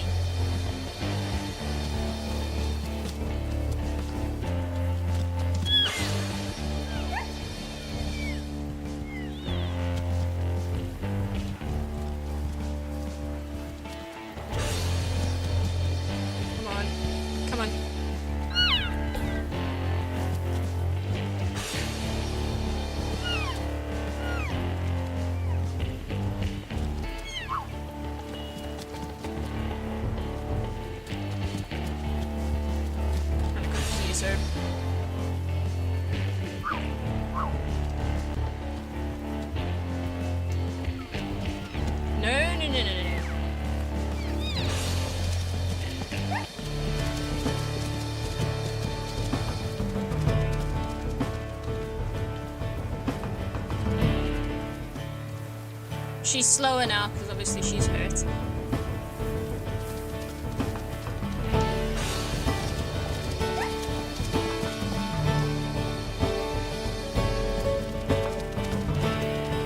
We're both pretty slow though.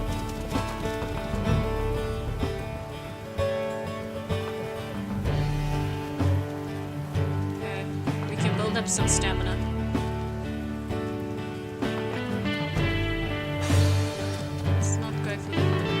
Don't go in the water, don't go in the water.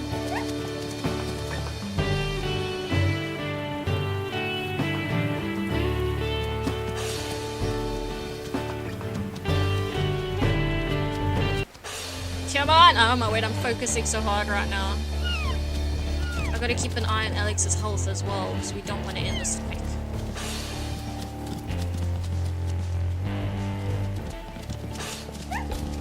Come on.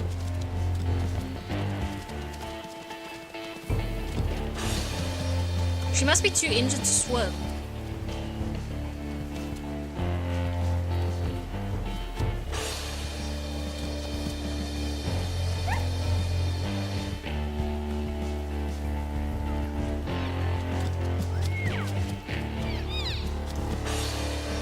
Come on, come on, come on!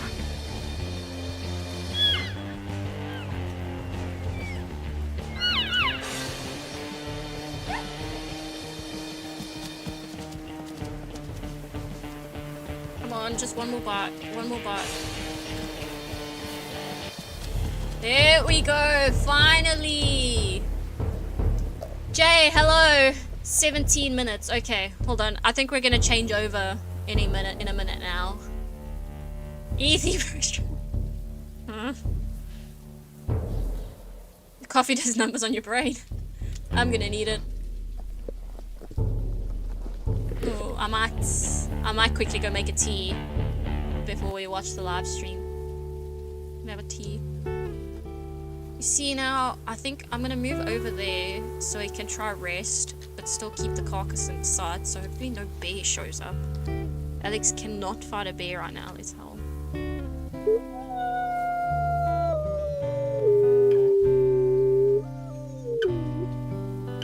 So? I understand like half of that. Who else wants? That's definitely boosted his ego after that bear fight. Yeah, hold on, let's see. Quests. Oh wait, so can I just find a mate? Usually you have to hunt first. Fractured leg. Okay, close. Let's go over here and sleep away from the cock. Oh, you see there's already bears over there. Let's sleep quickly. Hopefully the bears will go away. BRB. Okay, see ya. See you soon. Oh, I see. Alex has 2 legs, not 4. The human Alex, at least. There were bears over there. No, no, no, no, no, no. Who are you? Oh no, it's wolves. Alexa's too injured to fight. And it's males as well.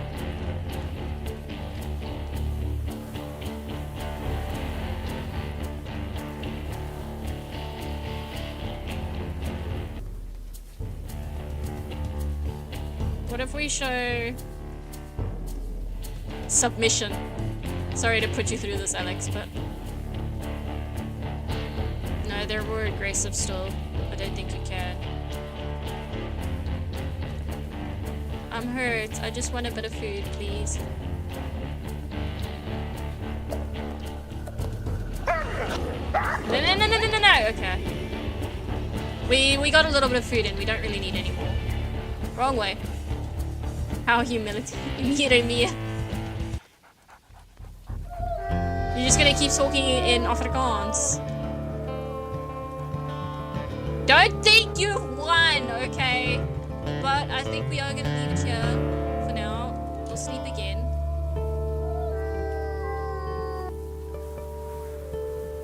And we're gonna change over to the live stream.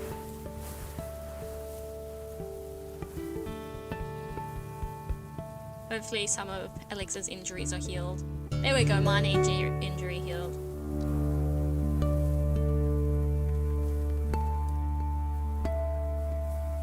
Okay, save. But now we'll save it as Alex until we figured out a pack. Did it save? I don't know, let me just do it again. Yes, override. Okay. Okay, let's change over to the landing. Nee, dit nie 'n probleem. Nee.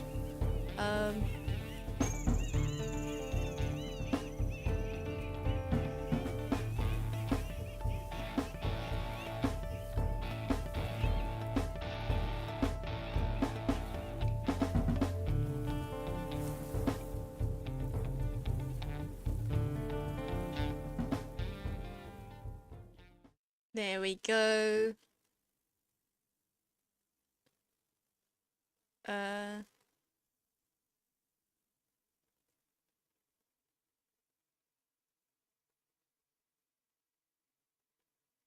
Welcome back, Cabo. Artemis, the Artemis mission astronauts are returning to Earth. We're gonna watch them splash down. We need to get the music, not the music. We're ready. That call from spacecraft communicator Jackie Mahaffey indicating that we're 2 minutes away from a quick burst of the reaction control system. Why is the volume Thrusters, so low? that will be a hot fire test prior to the separation of the crew module from So they're the going to do a service test. module. Careful fun facts about Artemis 2, courtesy of European Dragon. service module I don't has, know that many performed facts, flawlessly okay? throughout this flight. Everything, all the European burns service that module has had been performed prescribed flawlessly. for that service module have been executed on time and without a problem. There is the European Okay. Oh, no, I didn't mean to pause it. flight control room that has overseen. Do they have an anime club? Do they actually? Manufacturing, the design Okay, give me of 1 the second. European I'll be service back. module. They deserve quite a bit of As you credit grab on this something. mission for not only propelling the integrity and its astronauts toward the moon, but also conducting the fine-tuning of its trajectory to bring it to this point where we are dead spot on down the middle of the corridor trajectory-wise to bring integrity down for its splashdown in the Pacific just 44 minutes from now.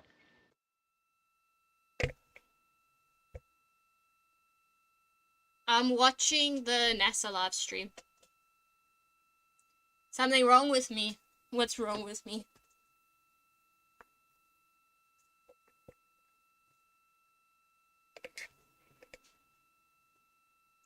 So there might be, oh, they're going 16,000 miles per hour. 5,000 miles from Earth. They went 20,000 miles in the past 30 minutes. That is crazy. What you're looking at is a computer-generated visualization based on real-time telemetry from Integrity. Currently traveling about 16,000 miles an hour.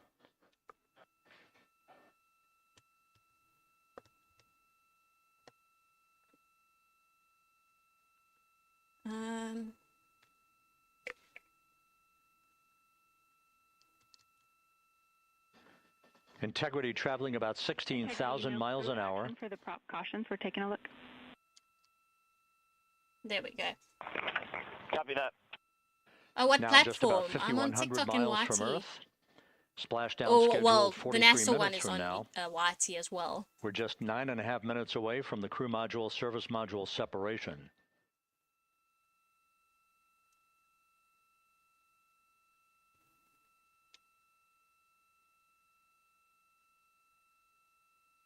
Oh, hold on. Should I go a bit smaller? We are confirming. Integrity, we are assessing details, but so far looks like a good hot fire. There we go. I'm not covering anything now. Looks good on board, Jackie. Thank you. And Jackie That's Mahaffey fine, took the words okay. out of my mouth. I was just about to say that we had a good hot fire test of the thrusters in advance of the crew module service module separation that's coming up just 8.5 minutes from now. This There we go. will begin Alex, the I don't know what. period Oh, in Dr. which we Alex, will I don't know have what you're saying. rapid-fire succession of critical Hey there, thank you activities for the on follow. board that will lead to Why is entry it so- why does interface it feel just so 28 low? minutes from now, I think that's just my where the computer. vehicle will enter the Earth's atmosphere at an altitude of 400,000 feet. The time of entry 28 interface, minutes. 28 minutes. 6:53 and 30 And then it's seconds PM Central re-entry. Time. Camo, that pic can be covered. That's fine. So, do you want the bigger me? I want you guys to see anything. Yes, yes. I don't know if you saw, but on Artemis, was it Artemis 1?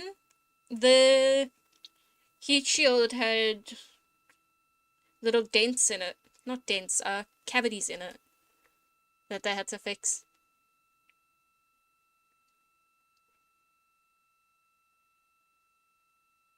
Oh, you're quoting the doctor. Integrity's astronauts were awakened at mid-morning to begin their entry preparations. Yes, Alex, exactly. And propulsion officer now reports a good hot fire test in Oh, I'm preparation for the crew excited. module service I wish module them all the separation. best. And a safe journey. I don't want anything happening to them. Honestly, I don't actually really know. We're now inside 41 Artemis minutes 2 is the until main one I heard splashdown. about. Integrity Houston, The Dr. we have Alex, yeah, confirmed yeah. a good CMRCS hot fire. And although we are not seeing GPS acquired yet, you can skip the troubleshooting steps in 157 for now. Integrity Yes, copy. yes, I heard only 2 is needed. Oh, That everything GPS is so discussion perfect. indicating that we will be Going so acquiring smoothly. navigational data for Integrity They've through been the global able to positioning like system skip things because equipment it's on working board. so well. We just don't have it yet, but we will. All of Integrity's systems are in great shape. You want them to support meet its aliens. high-speed entry into the Earth's I atmosphere. don't think they will It, where they once are right again, now. will reach a peak speed of 24,661.21 miles an hour. 24,000 miles per hour GPS coming one into looking the good on board. Earth's atmosphere. Crazy. Imagine going that fast. We're confirming. So this is Christina, I think, that does most of the The communications. guidance, navigation, and control officer here in Mission Control confirming that we have good lock They will also on have GPS data. parachutes We are behind them. on a communications link now through the tracking A and data meteor relay appears in front of satellite her. It system. just appears. Now, following splashdown, we're going to lose that link and go to what's called a VLDR, a very low data rate Oh communications yes, link, and while they're so that coming we in, can, talk there'll to be the no crew inside communication. Integrity as they are on the water. All the Integrity, communications will be confirm cut off because of the We do heat. see good GPS. Nungelo, thank you for the follow. Especially GPS 1 is accepting in Not in nav space, channels they're 1 coming to- into the atmosphere, so it'll be deployed closer to the Earth's surface, That, so they GPS could safely data land in is the basically water. telling Integrity's onboard computers Uh-huh, its Alex, position that relative must to be the Earth, scary. but its trajectory Where does And its it land? It orientation, lands, according to is Flight it San, off Dynamics, the and coast the of San guidance Diego navigation and or control something? officer I is remember spot seeing. on. We have now armed the pyros So it'll for land the in the crew water. module service module separation coming up less than 5 minutes from now.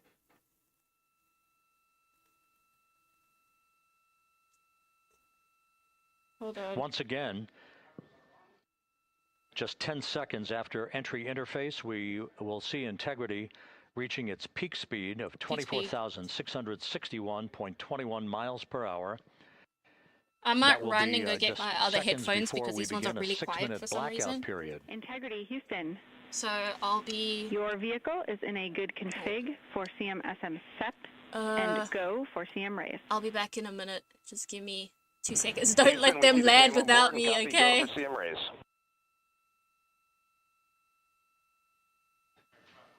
That CM raise referred to as the slight firing of 19 seconds by Integrity's thrusters with a change in velocity of 9.9 feet per second, a slight nudge of the aft end of the vehicle so that it's tilted a bit upward, providing the final angle of attack as the vehicle enters the Earth's atmosphere.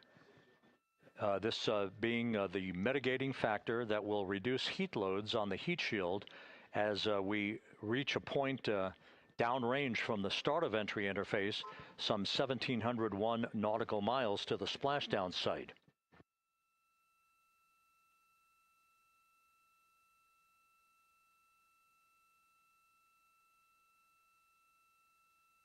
Integrity systems in excellent shape. We are currently 3,300 nautical miles left in this mission. Splashdown scheduled 36 minutes, 39 seconds from now.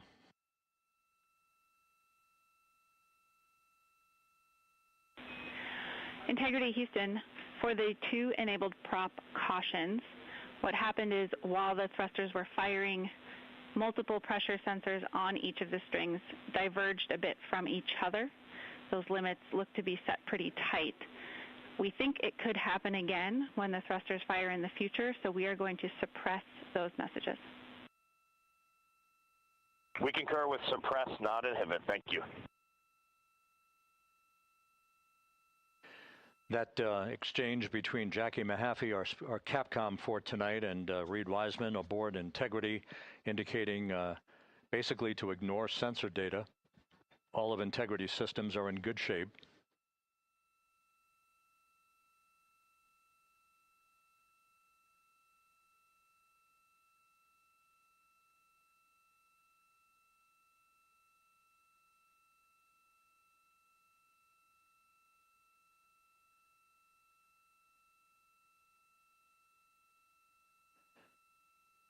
Now, coming up on about 90 seconds till the crew module, service module separation.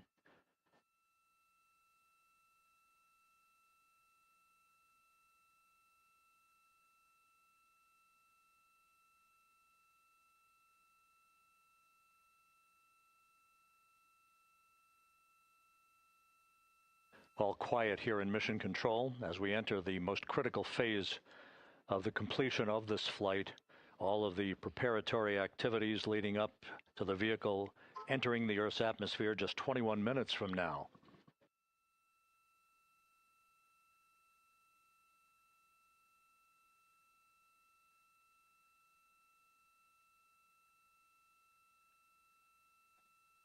Coming up on 1 minute.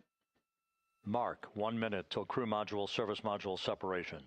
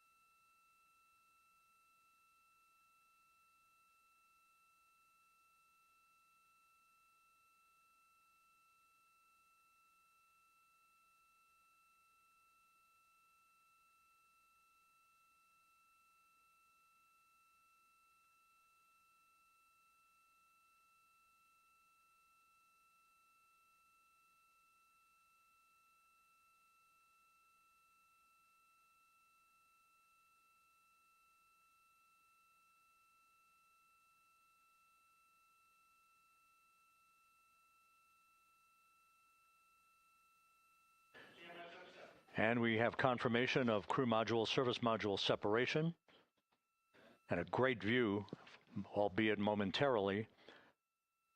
Houston, good step on board. Houston copies and concurs. The European service module now separated from Integrity, a job well done.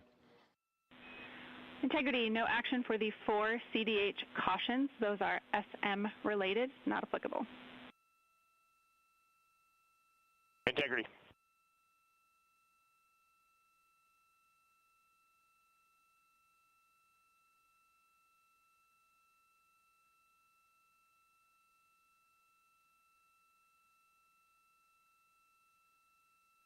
So, with Integrity now flying free on its own for the remaining 32 minutes of this mission, next up, the raise burn, a 19-second firing of Integrity's thrusters. Good GPS 2.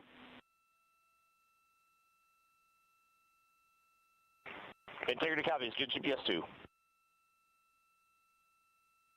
Coming up on the 2-minute mark until the raise burn. Again, this is the final tweaking of the orientation of Integrity to put it in the right angle, if you will, the angle of attack that it will fly in during its entrance into the Earth's atmosphere. Entry interface now just 18 minutes, 25 seconds away. This is a visualization, but driven by real-time telemetry. This is the maneuvering of Integrity to the raise burn orientation. Just 2,800 miles from Earth.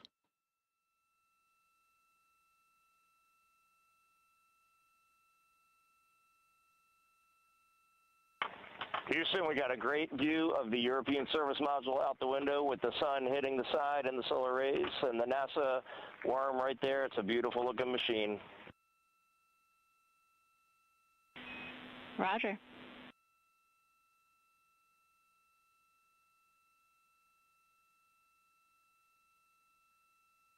And we have completed the maneuver to the raise burn orientation, 1 minute away from the raise burn.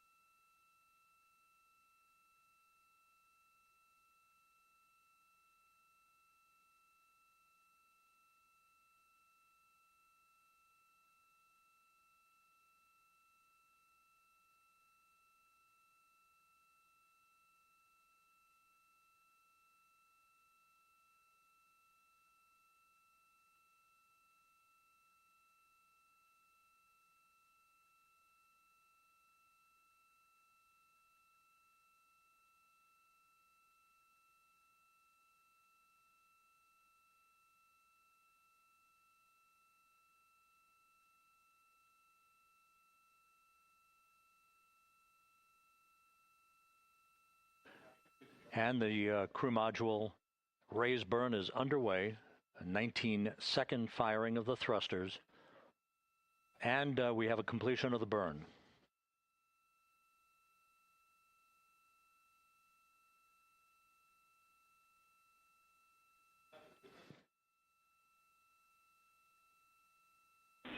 Integrity, good. CM raise burn. Your flight path angle is within limits.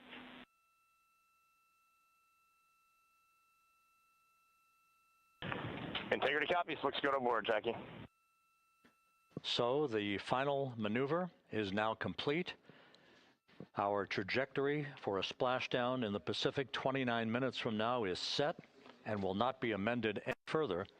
And we have the right angle of attack to mitigate any excessive heat loads on the vehicle during entry interface. Integrity, Houston, a heads up about comm coverage. When you perform the 180 roll, for the first minute or so in that attitude, we expect about a minute LOS. We copy.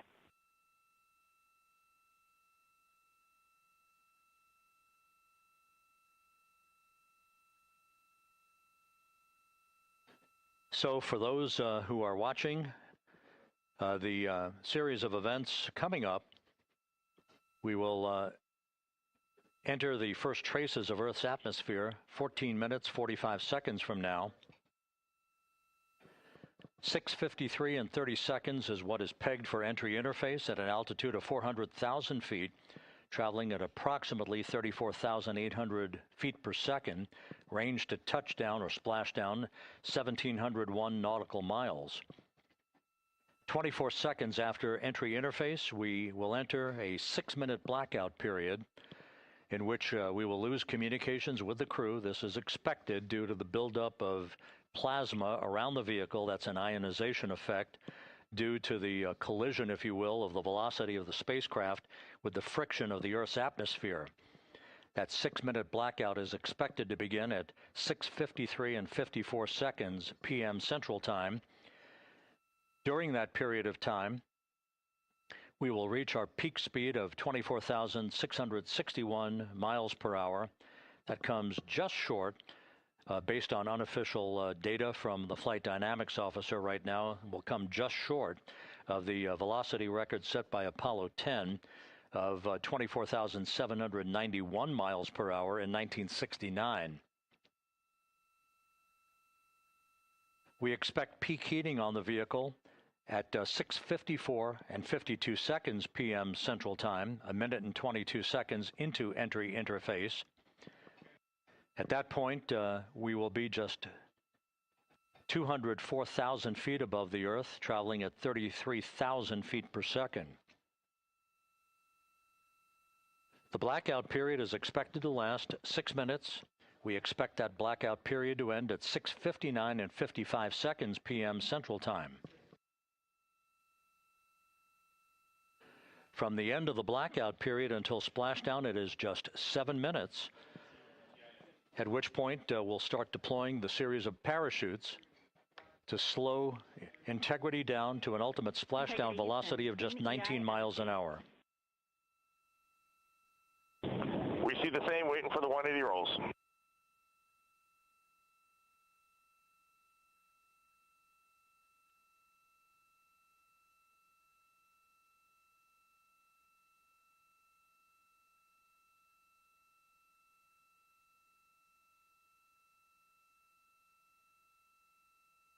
The parachute deployment sequence, once again, will come in several segments, but in rapid-fire succession. And we have a great view of the moon out window 2.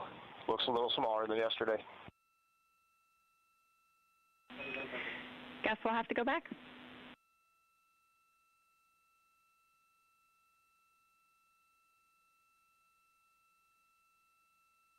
Reed Wiseman and Jackie Mahaffey exchanging discussion on a view of the moon that Integrity's astronauts are seeing in the final minutes of this mission that will be completed with splashdown just 25 minutes from now.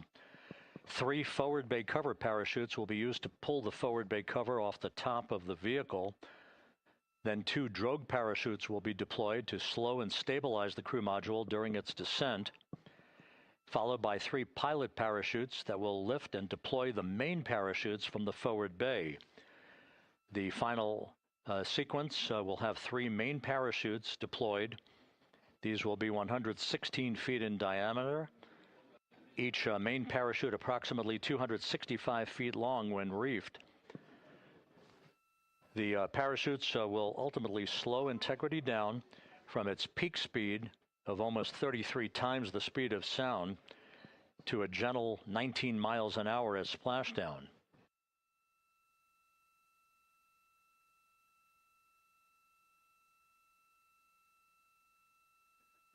The vehicle is now currently in a roll to the proper attitude for entry interface. Our trajectory is right on according to flight dynamics.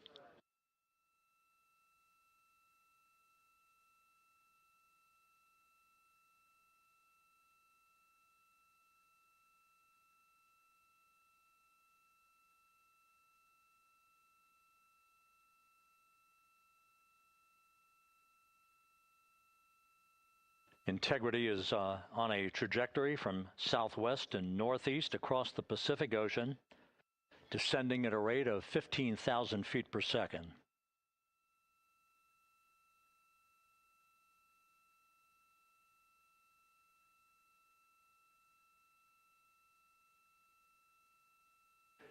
Range to touchdown 4,300 nautical miles, all the systems in excellent shape.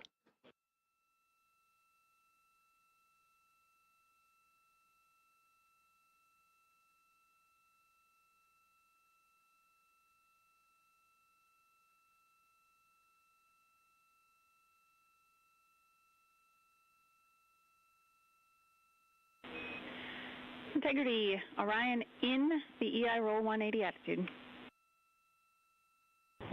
Looks good on board, Jackie.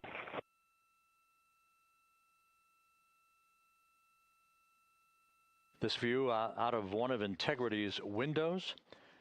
We had a call for 3 good baros. Those are barometric pressure sensors that feed altitude and rate of descent information to Integrity's computers that will trigger the parachute deployment sequence. We are less than 9 minutes away from entry interface, 22 minutes from splashdown.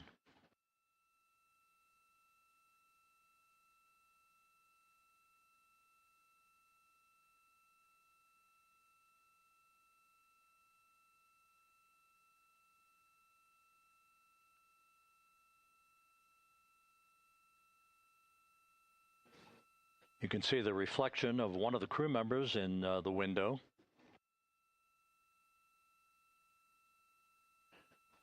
Out in the Pacific, the weather conditions remain go. Just a few clouds, some scattered clouds, winds at 10 knots, wave heights just about 4 feet. A gentle day in the Pacific for the homecoming of Integrity's astronauts.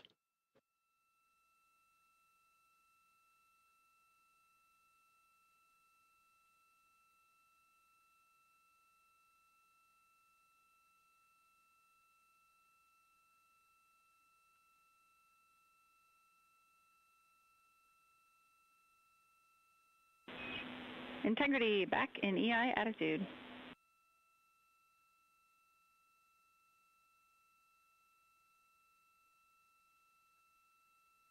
We see the same on board, Jackie.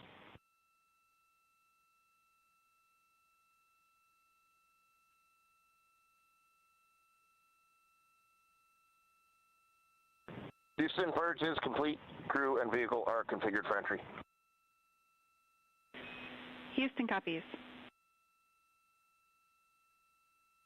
And we're in step 37, transferring nav state to BFS.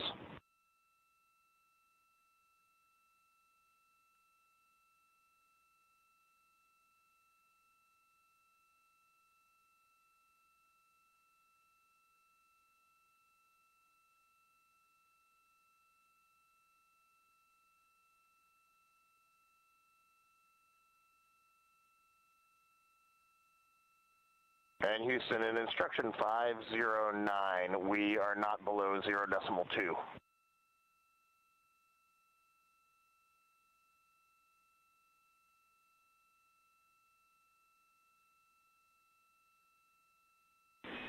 Integrity, no action required. Integrity.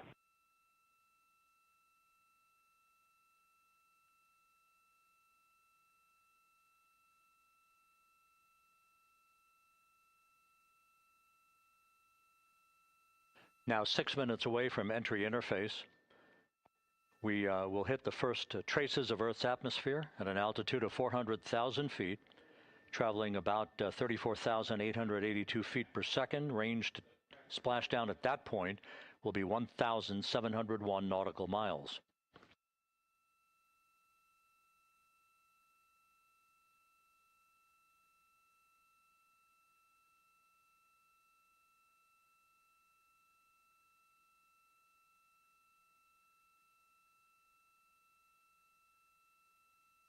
And once again, just a reminder, some 24 seconds after entry interface, we do expect to lose communications with the vehicle and the crew during a 6-minute blackout period when a plasma shield will build up around the spacecraft due to the ionization, due to heating effects. And Flight Dynamics has just confirmed we will have a blackout period of exactly 6 minutes in duration. And once again, that's due to the fact that a plasma buildup around the vehicle will prevent communications and data, so we will not be able to talk to the crew members at that time, nor will we receive data here in the flight control room. Houston, everything is looking good on board. Just confirm no pre-EI downloads. Houston concurs. That blackout period to begin at 6:53 and 54 seconds p.m. Central Time, and again will last about 6 minutes in duration.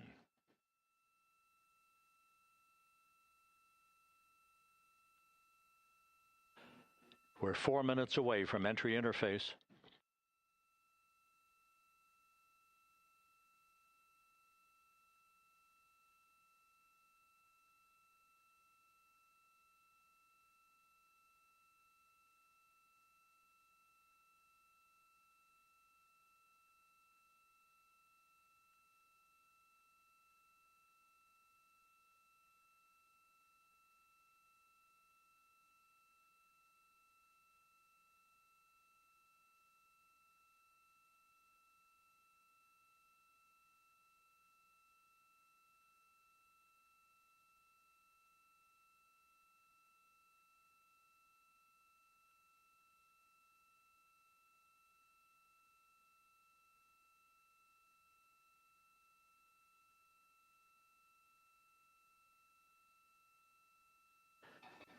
This view from Integrity as it crosses from southwest to northeast across the Pacific Ocean, 3 minutes from entry interface.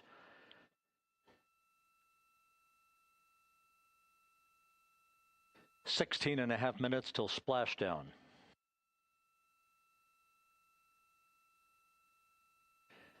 The USS John P. Murtha and the recovery team is on station and in position, as are the airborne imagery assets that we hope to receive imagery from as Artemis enters the Earth's atmosphere and through parachute deployment.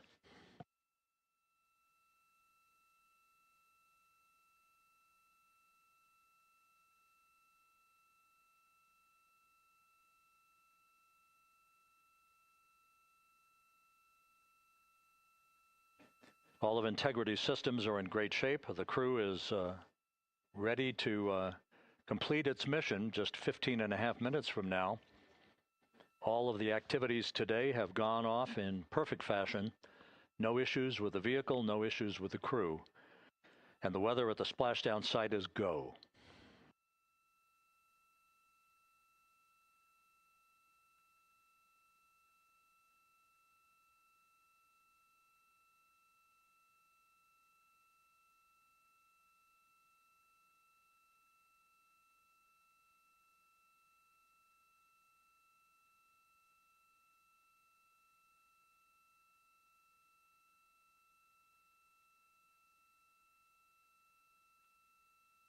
Coming up on 1 minute until entry interface.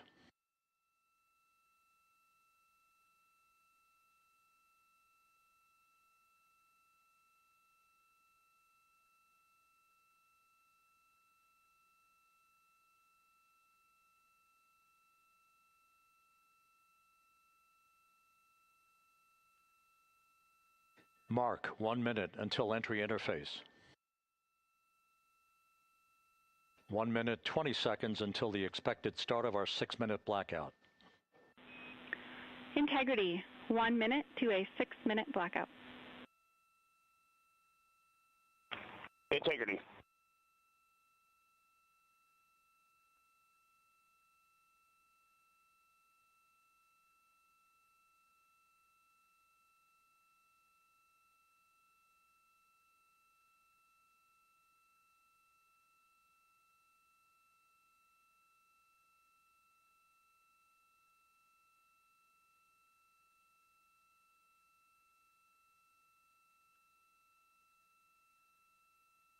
Ten seconds till entry interface.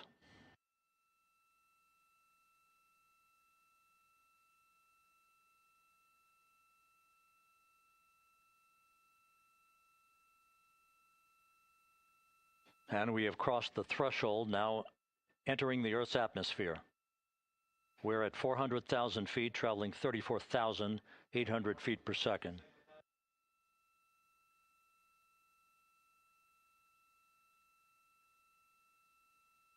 Time to splashdown, 13 minutes, 10 seconds.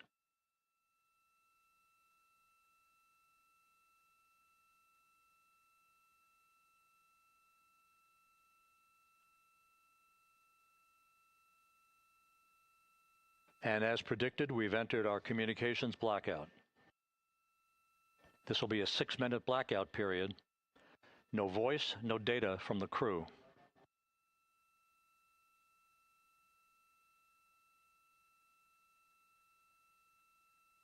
We're 30 seconds away from the anticipated point of peak heating on the vehicle, where temperatures will rise to about 4,000 to 5,000 degrees Fahrenheit. This is the true test of our trajectory.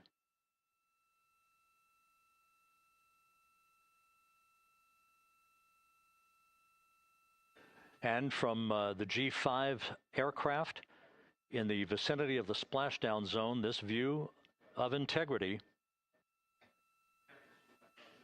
So that pinpoint of light shows the vehicle as it enters the period of peak heating in the Earth's atmosphere, the first tug of gravity being felt by Integrity's astronauts since their launch back on April 1st.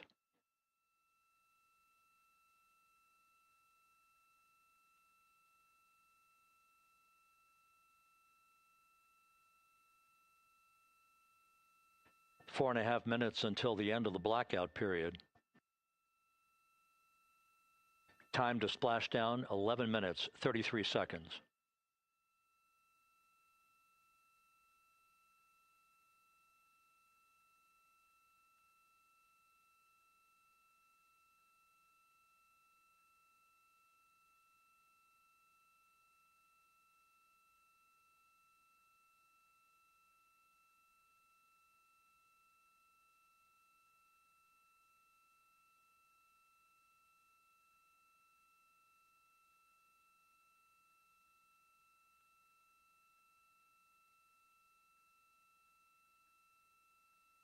The landing and support officer reports that the P-3 has acquisition on Integrity.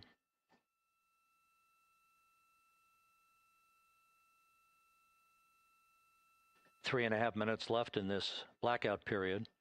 This is a visualization of the plasma buildup around the spacecraft and the repelling of that heat on Integrity's heat shield.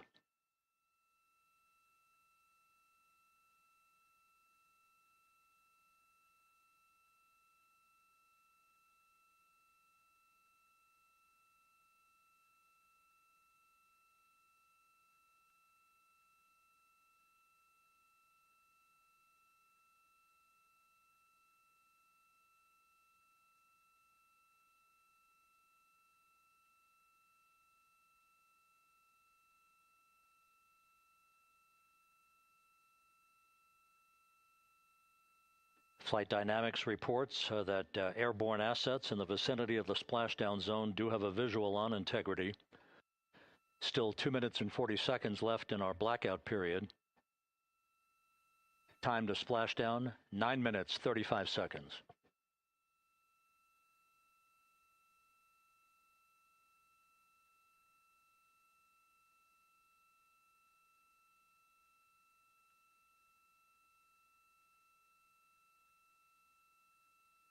Multiple airborne assets as part of the recovery team all have visuals on Integrity.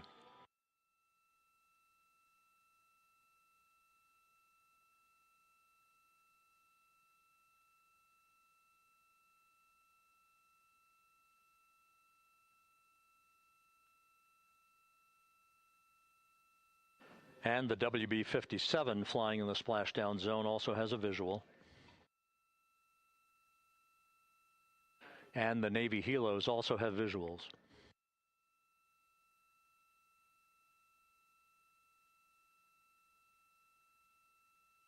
We're still in the blackout period. Still do not have communications from the crew.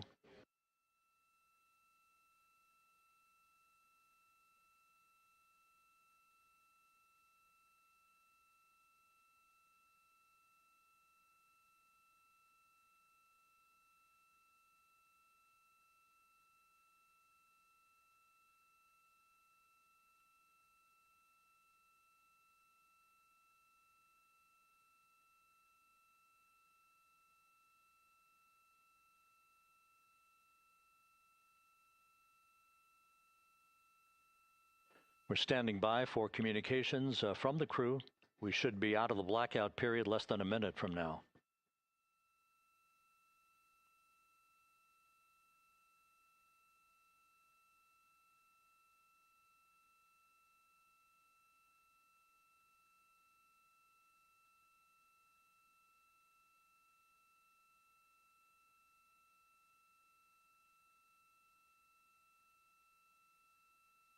We are now processing data from Integrity.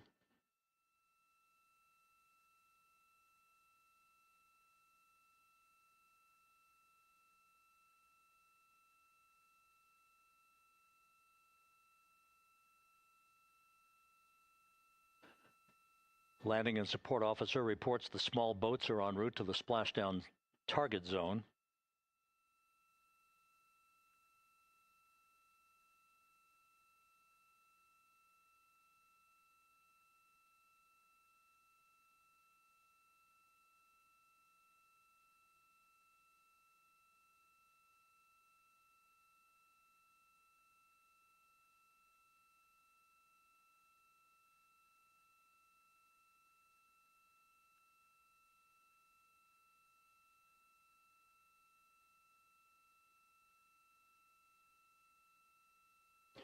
Passing through 150,000 feet, our trajectory is perfect.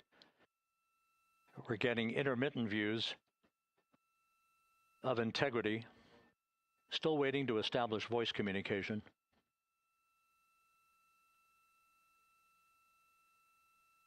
Integrity, Houston, comm check, post-blackout.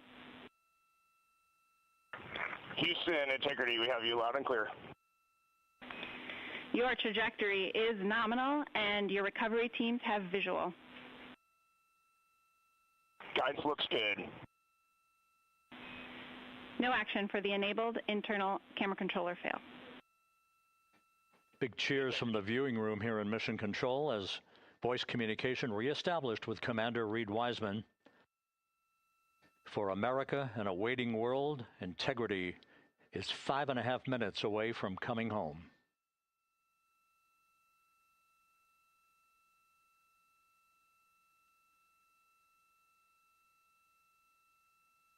Passing 100,000 feet now.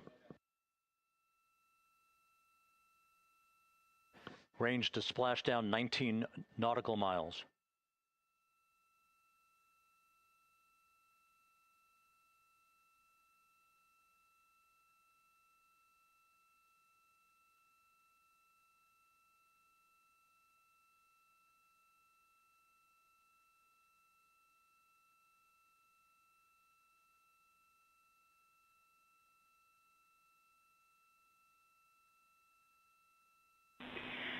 Integrity, impact to the camera controller fail is no Cab 1 views of the chutes.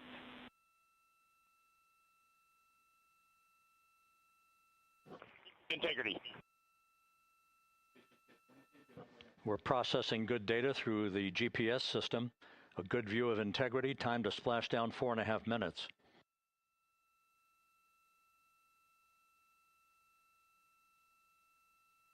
And a view of Integrity from the WB-57. We're at 50,000 feet.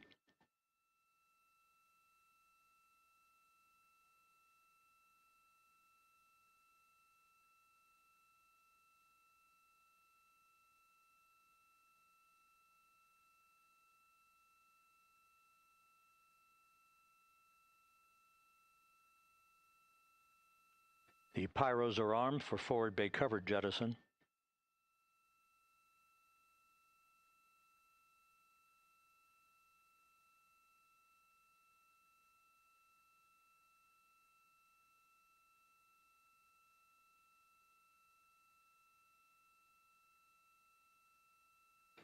And there go the first series of parachutes. And we're on drogues. And Houston, we're visual 2 drogues out the window. 2 good drogue chutes. Next up. We copy, we see them. Next up, the deployment of pilot parachutes that will pull the main chutes out. Time to splash down 3 minutes and 10 seconds.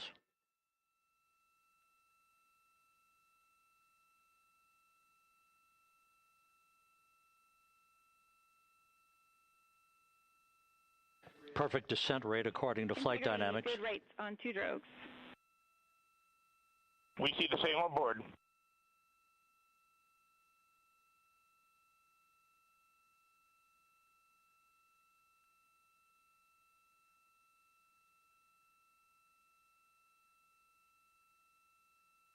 Passing through 10,000 feet, still on drogues.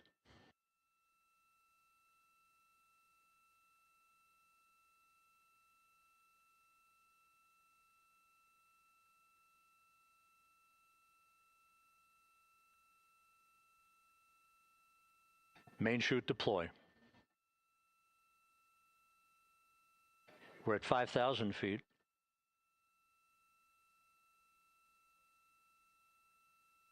Search and recovery beacon has been activated on integrity. And we have 3 good main chutes. Good 3 main chutes, good reefing, good descent rate. Good rates, and we see 3 good-looking parachutes.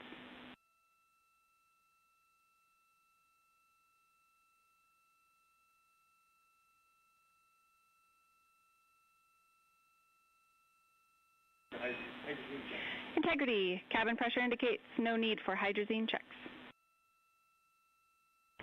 Integrity copies. This is a perfect descent for integrity. It's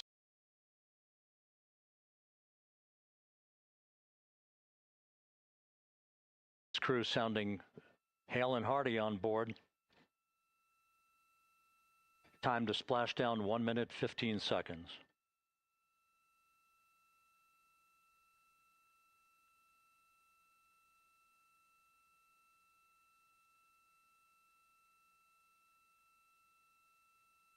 Integrity about to complete a journey spanning 694,481 miles from its launch from the Kennedy Space Center back on April 1st, and a trip around the moon.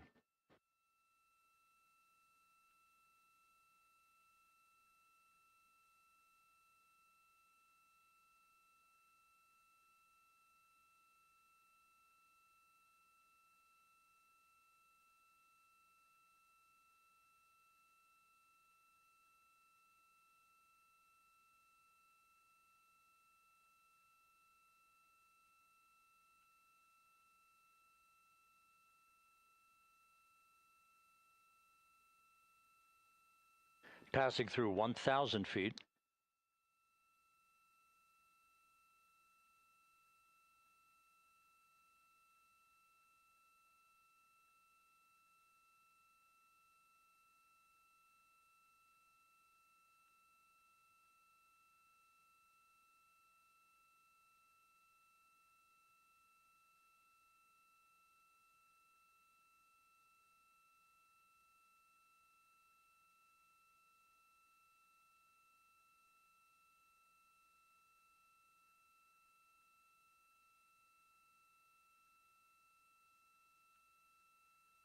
Houston Integrity, splashdown, sending post-landing command now. Splashdown confirmed. Copy splashdown, waiting on VLDR. Splashdown confirmed at 7:07 p.m. Central Time, 5:07 p.m. Pacific Time. From the pages of Jules Verne to a modern-day mission to the moon, a new chapter of the exploration of our celestial neighbor is complete. Integrity's astronauts back on Earth.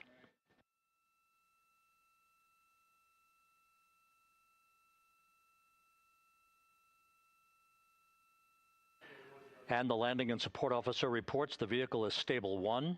We still will be deploying the crew module uprighting system to maintain that orientation. A perfect bullseye splashdown for Integrity and its 4 astronauts.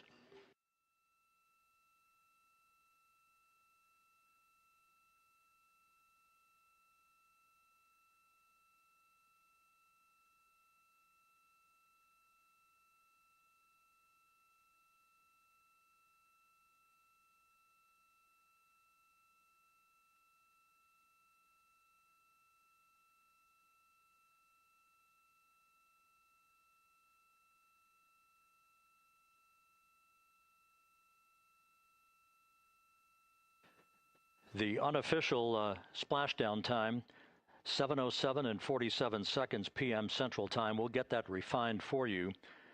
That would put the end of the mission at a mission elapsed time of 9 days, 1 hour, 31 minutes, 35 seconds.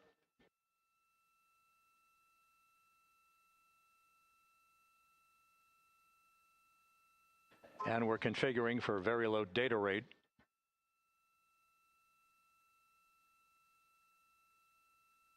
Once again, splashdown occurring in the Pacific, southwest of San Diego at 7:07 and 47 seconds p.m. Integrity Houston, comm check on VLDR.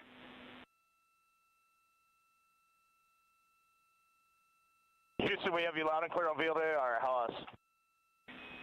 We have you the same. We'll meet you over in post-landing. Perfect communications established. A journey. We are stable 1, 4 green crew members. Houston copies all. Reed Wiseman reporting 4 green crew members. That is not their complexion. That is the fact that they're in great condition. That's what that means. So stable 1, upright. The crew module uprighting system is being deployed. The 5 airbags being inflated through helium to maintain the upright configuration for the vehicle. This was a textbook entry and a textbook touchdown for Integrity. Reed Wiseman, Victor Glover, Christina Cook, and Jeremy Hansen back on Earth after a journey around the moon.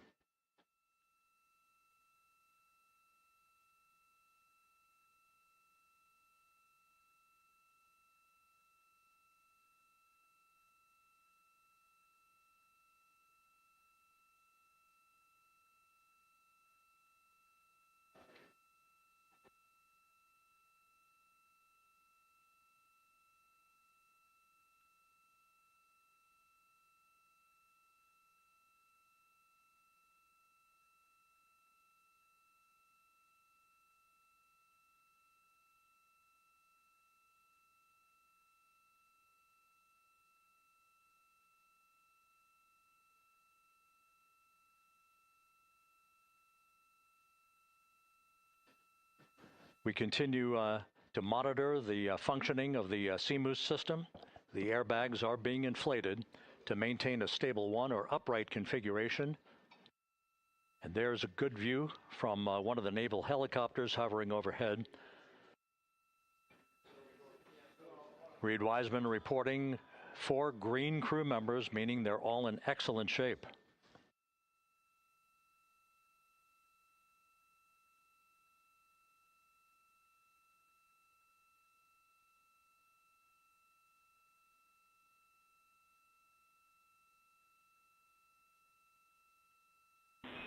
Integrity Houston for SAR beacon and radio.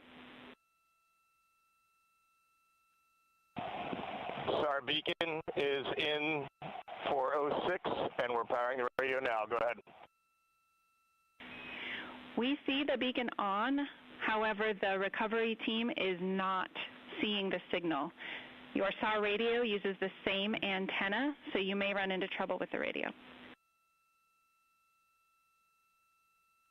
Okay, copy. And we are also powering up the sat phone now.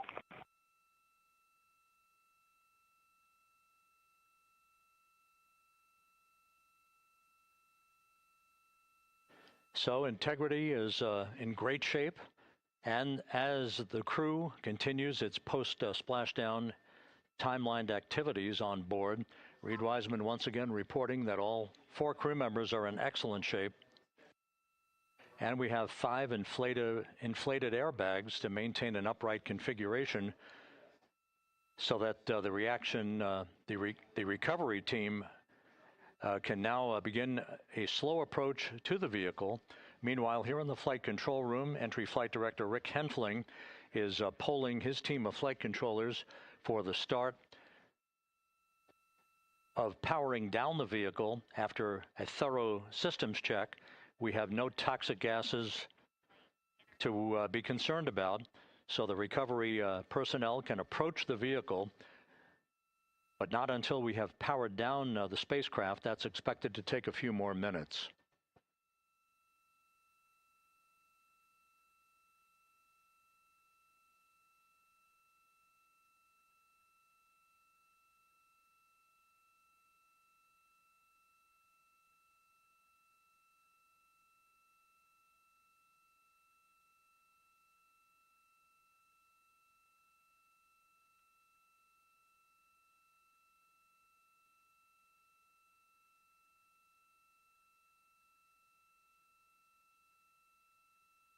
Integrity back on Earth following its historic flyby of the moon. It was, for all intents and purposes, a textbook mission. On 2828, but I'll remain on this frequency. We copy.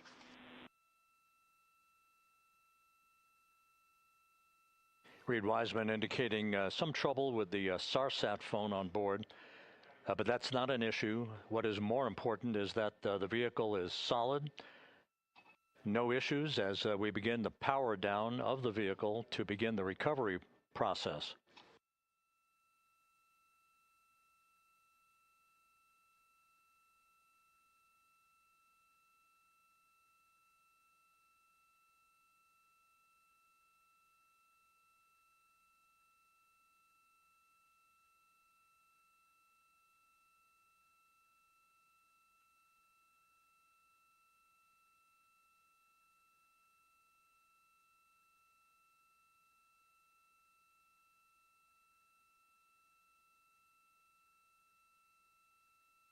The propulsion officer here in Mission Control reports that we have safed the prop system on Integrity.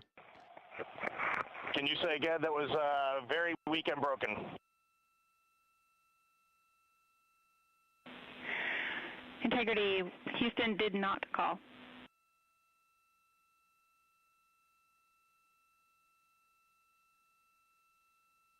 Copy that, Houston. It might have been on the SAR radio. Stand by.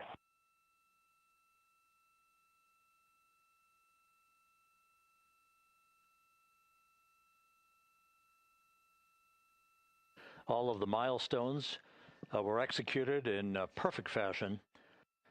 Integrity entering the Earth's atmosphere right on time,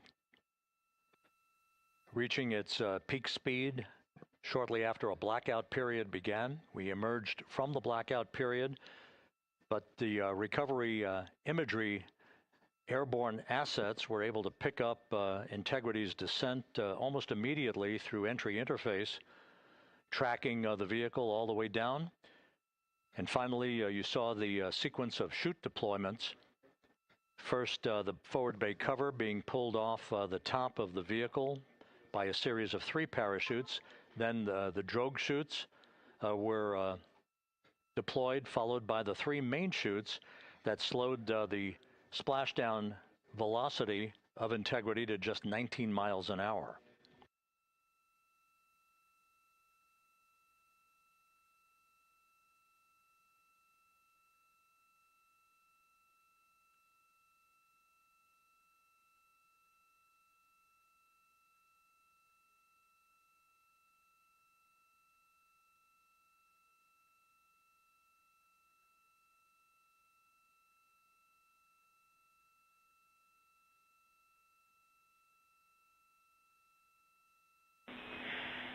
Integrity, Houston, with no joy on SAR and SAT phone, we'd like you to command an additional 15 minutes for a total of 30-minute power down delay.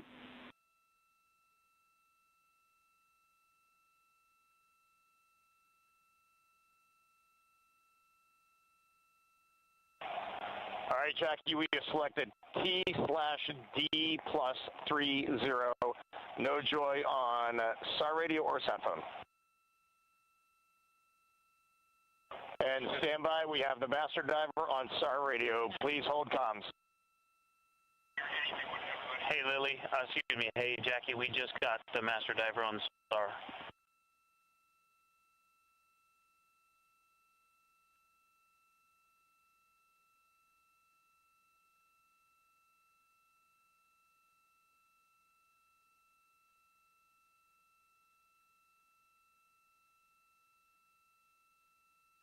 A good view of one of the fast boats. Integrity, Houston, if you are happy with your comm with master diver, you can go back to the 15-minute power down. Okay, stand by. Yeah, we'll confirm here in a second. The crew on board Integrity coordinating with the flight control team in Houston here in Mission Control on the timing of the power down of the vehicle, which will be the precursor to the recovery teams approaching the spacecraft. There are no issues with integrity. We've had a bit of broken capability in establishing a SARSAT or satellite phone communications capability between the crew on board Integrity and the recovery team. That will get sorted out here shortly. There's plenty of cooling on board Integrity, so there's no rush to begin the power down. I'm trying to call you on the sat phone and not getting an answer there either. Concur. We haven't had anything come through.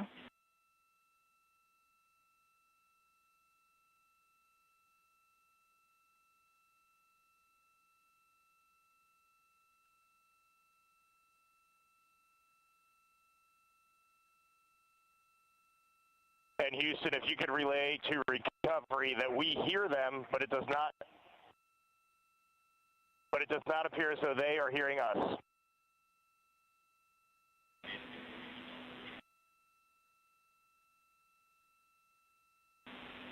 Houston copies, and Reed, just to confirm, you are pushing the PTT on the radio.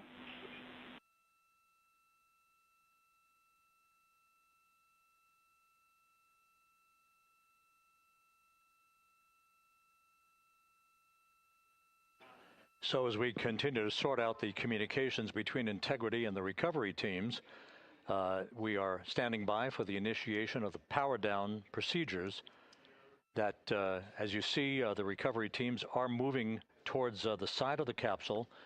The next major event will be the erection of that large inflatable raft called the front porch. That will be the port of call for the crew as they're being extracted one by one from the vehicle.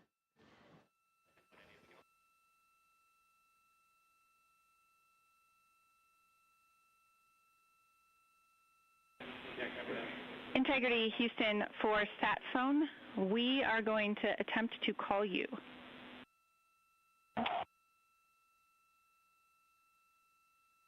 Good idea, standing by. And Jackie, yes, we are pushing the push to talk, the two buttons on the left side of the radio below the up-down arrows. We are utilizing them. I'm rebooting the radio to see if we get good comms. Okay, we copy all, and just to confirm, you are seeing that you are touchdown plus 3030 for power, correct? That's the affirmative.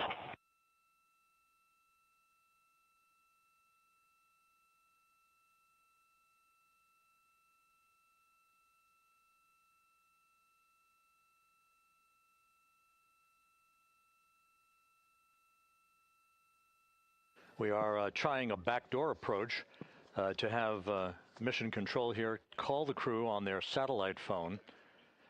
This is all part of the coordination for the power down of the vehicle that will initiate the actual recovery operation. The first boats with the Navy divers on board are standing by, waiting to close in on Integrity to begin the process of erecting the large inflatable raft that's called the front porch that will be where the astronauts are extracted from so that they can have a few minutes to get their land legs back before they're hoisted aboard the Navy helicopters for the flight back to the deck of the USS John P. Murtha. Cannot reply.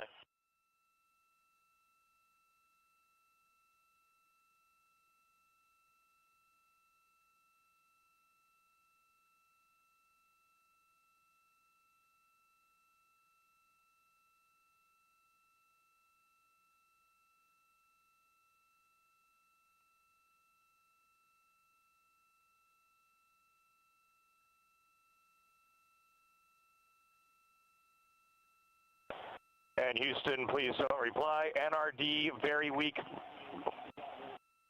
but readable. Master diver, we can hear, but they cannot hear us.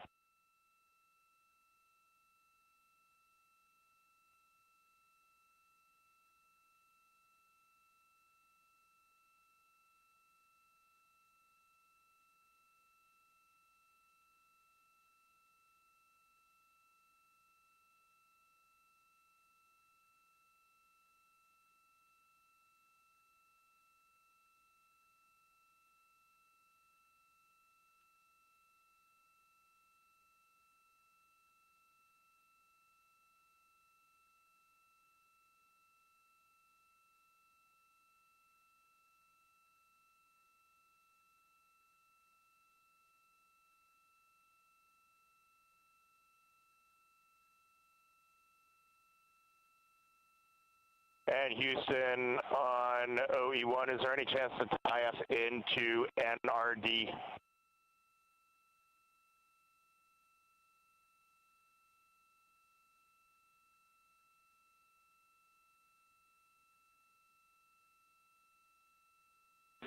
Checking.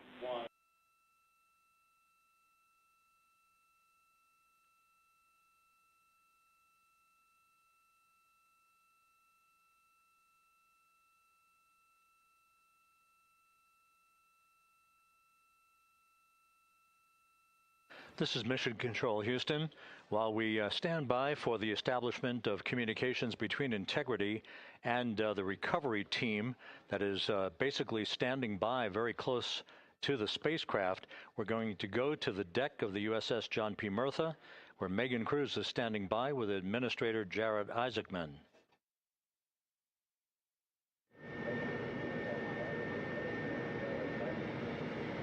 Hey, Rob, yeah, just such an honor to be able to be here on the ship, to be able to share and experience this moment with everyone together. And of course, as you just said, yes, here with NASA Administrator Jared Isaacman. Administrator, how did you feel getting to witness this and seeing NASA at its best? Oh, I mean, I'm honestly, I'm still at a loss for words. I mean, you know, like the childhood Jared right now can't believe what I just saw. I mean, almost been waiting my whole lifetime to see this, and then it's NASA Administrator. I just couldn't be more proud of the entire workforce, the years, the effort, the late nights, all the hard work from across the country that contributed to this incredible moment right now. And yeah, incredibly grateful too for our teams here on the John P. Murtha right now. Yeah, look at them behind us here. We got everybody. Hey, what do you guys think? We just brought some astronauts back from the moon, huh? Unbelievable. Thank you. Yeah, so grateful to the Navy, the sailors that are here, the NASA teams. I mean, this is a joint effort that's on their way right now. These recovery forces are getting out to our Orion spacecraft, to Integrity, to get our astronauts back on the ship safely. Yeah, and this is not just an accomplishment for NASA. This is an accomplishment for humanity. Again, a historic mission to the moon and back. How does this make you feel, and what do you hope people take away from this? Well, I'll tell you, I think about the crew members that we've all had an opportunity to observe over the last 10 days, right? I mean, they're absolutely professional astronauts. I mean, wonderful communicators, almost poets. But then I think these were the ambassadors from humanity to the stars that we sent out there right now. And I can't imagine a better crew than the Artemis II crew that just completed a perfect mission right now. So yes, it's a huge moment for everybody, right? I mean, we are back in the business of sending astronauts to the moon, bringing them back safely, and to set up for a series more. I mean, this is not a once in a lifetime, which you hear sometimes around here. It's like, this was a once in a lifetime. No, it's not. This is just the beginning. We are going to get back into doing this with frequency, sending missions to the moon until we land on it in 2028 and start building our base. Yeah, are we going to build on the momentum for Artemis 3? I mean, it's just around the corner. Absolutely. So, I mean, that's, part of me too. Like, I can't wait to get the crew off of Integrity right now, but also getting Integrity back on this ship so we can start taking a look at it, because all that data is so precious to us right now. I mean, we are going to definitely want to take a good look at the thermal protection system. We're going to want to download all the data they couldn't transmit back to us and use that to inform Artemis 3. But we're already making progress, right? You had SRB segments already showing up at KSC. Core stage for Artemis 3 is rolling out on April 20th. We're getting Mobile Launcher 1 back in vehicle assembly building. So yes, there is a lot to celebrate right now on a mission well accomplished for Artemis 2, and at the same time, we got to start getting ready for 3. Amazing. And last question, for people who joined us for all 10 days to see what we can accomplish together with our international partners, what do you think about the fact that we're going to keep doing this more and more and more? It's incredibly exciting. I mean, yes, it's the contributions, like the best and brightest across the NASA workforce from across the country, our industry partners, our international partners. We had a Canadian Space Agency astronaut on board in Jeremy. We had the European Service Module. And you think, in the days leading up to this launch, I mean, 48 hours prior to launching Artemis 2, I was meeting with the Italian Space Agency. We signed a memorandum of understanding to build a habitation module on the moon. I mean, you have countries, all of our allies, allies and partners coming together saying, we are committed to this effort. We are returning to the moon. We're doing it to stay. We are building that enduring presence. We are going to master the skills on the surface of the moon so someday we can undertake missions to Mars. It's just an incredibly exciting time, and we're not going at it alone. We're bringing everybody along with us. Absolutely. And speaking of everyone, one more time, we're going to ask the crew here, you guys ready to land on the moon? Awesome. I love that. Okay, well, thank you so much, Administrator. Appreciate you being here. We're, of course, going to stay on to watch the crew get extracted from Orion, so stay tuned, and we'll see you back here shortly.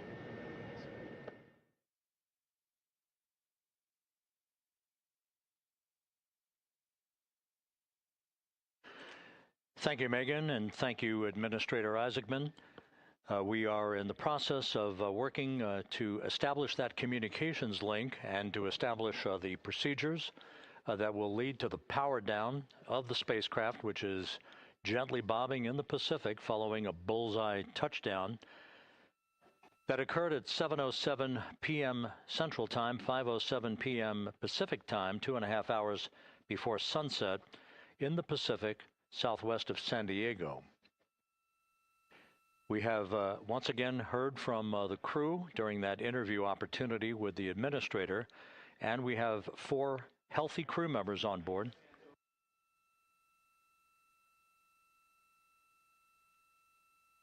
We now have confirmation that the vehicle has been powered down as per the procedures. So we have vehicle powered down, and the flight control team here in Houston, Flight Director Rick Henfling, has handed over mission authority to the Exploration Ground Systems team out in the Pacific. Now, we will physically not get off console with this team until the crew has been extracted into the front porch, that inflatable raft that will be erected along the side hatch of Integrity. So we're standing by for that in the next step in the recovery procedures. But everything is in great shape, and we have 4 healthy crew members on board the vehicle.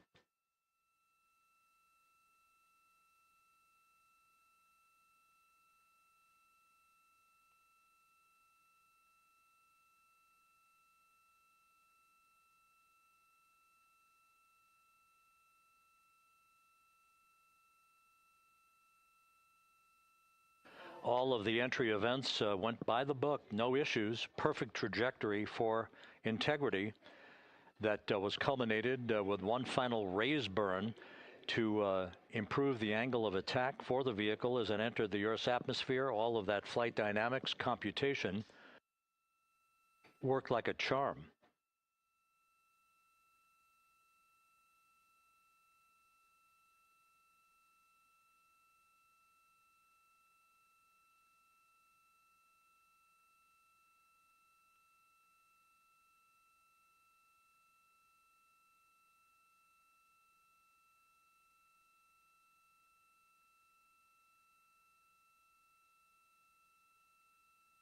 So we are standing by for the recovery team to approach Integrity and begin the process of erecting that inflatable raft called the front porch, which will see the crew members be extracted from the hatch of Orion into that inflatable raft before they're hoisted aboard 2 Navy helicopters in a variety of different configurations. Each crew member will be hoisted in sequential fashion, in alternating fashion, 2 crew members for each helicopter before they turn around to head back to the John P. Murtha.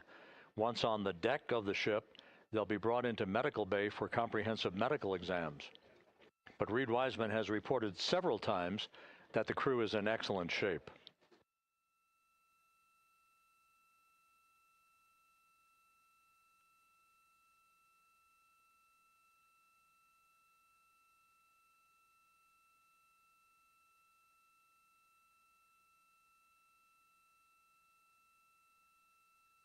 So just to recap, it has been some 26.5 minutes since the splashdown of Integrity in the Pacific. The vehicle is in excellent shape. It performed like a champ all the way down through the Earth's atmosphere. All of the vehicle functions were checked off in excellent trip hammer fashion. The parachutes all deployed as planned. Splashdown occurring at 7:07 p.m. Central Time, 5:07 p.m. Pacific Time.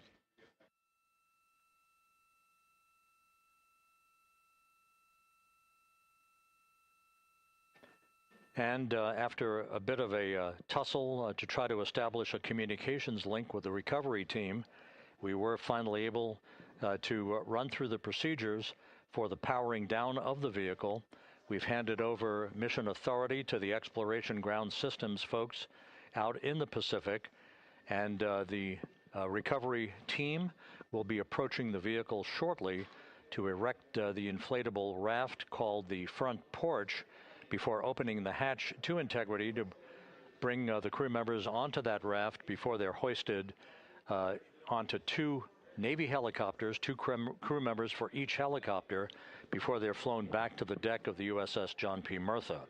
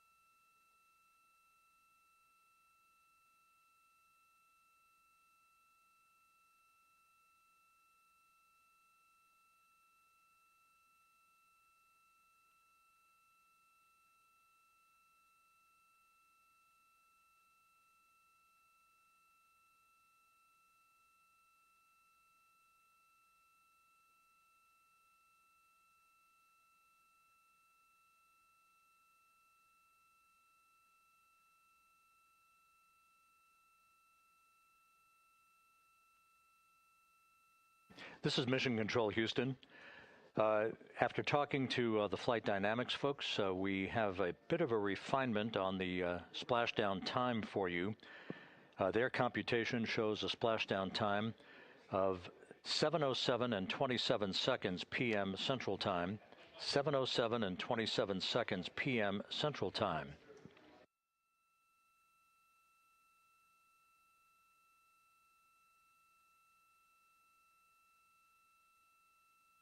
That would equate to a mission elapsed time of 9 days, 1 hour, 32 minutes, and 15 seconds.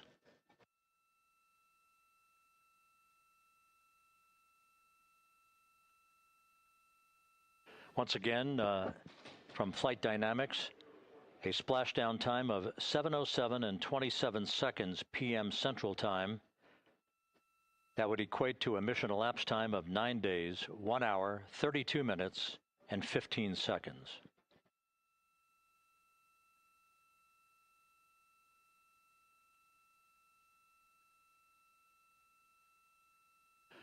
Reports from the Pacific indicate that the recovery team, in communications with the crew aboard Integrity, that the crew remains in excellent shape as they await the approach of the team for a final hazard gas evaluation before they move to the side of the vehicle to erect the inflatable life raft called the front porch.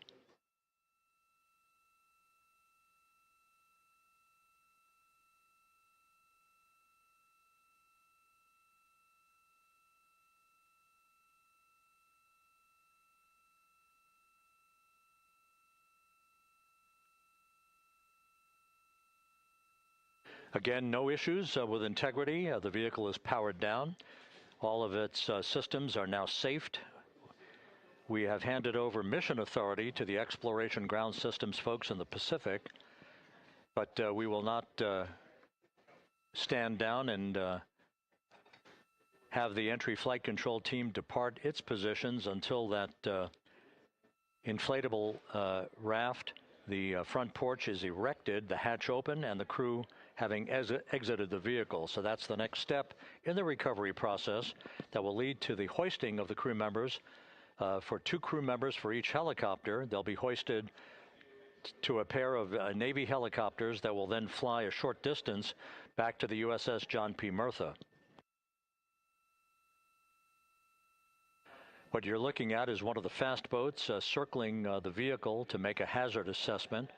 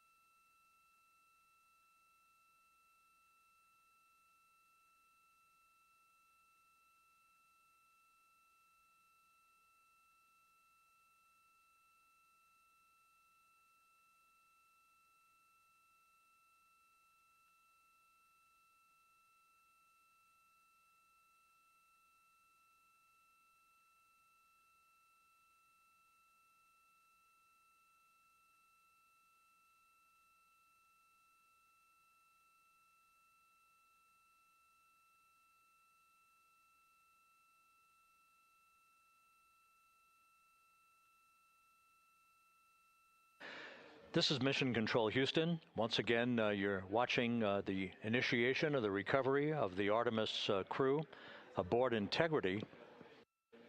All of the Navy divers and the fast boats are now approaching the spacecraft after conducting a hazard assessment. The vehicle has been powered down. Entry Flight Director Rick Henfling now waiting for the life raft, the front porch, to be erected along the side of the vehicle so that the hatch can be opened and the crew members extracted from Integrity, soon to be hoisted one by one into a pair of Navy helicopters for a short flight back to the deck of the USS John P. Murtha. If you missed it earlier, we talked to Flight Dynamics and received a more official touchdown time or splashdown time, as it were, of 7:07 and 27 seconds p.m. Central Time, 5:07 and 27 seconds p.m. Pacific Time. That would equate to a mission elapsed time of 9 days, 1 hour, 32 minutes, and 15 seconds.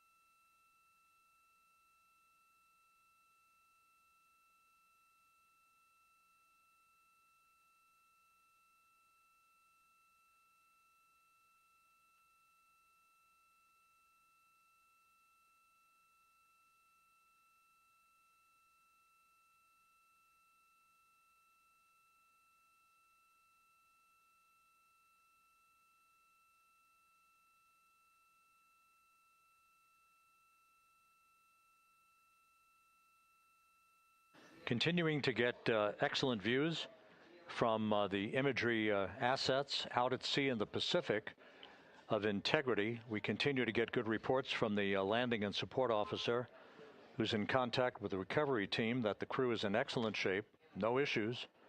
They're just currently biding their time, waiting for the front porch to be erected. We have no hazardous hazard gases and no hazardous situation with the vehicle. It performed perfectly all the way down from entry interface to its splashdown in the Pacific at 7:07 and 27 seconds p.m. Central Time. And as you can see, the first phalanx of recovery personnel now pulling up alongside of integrity.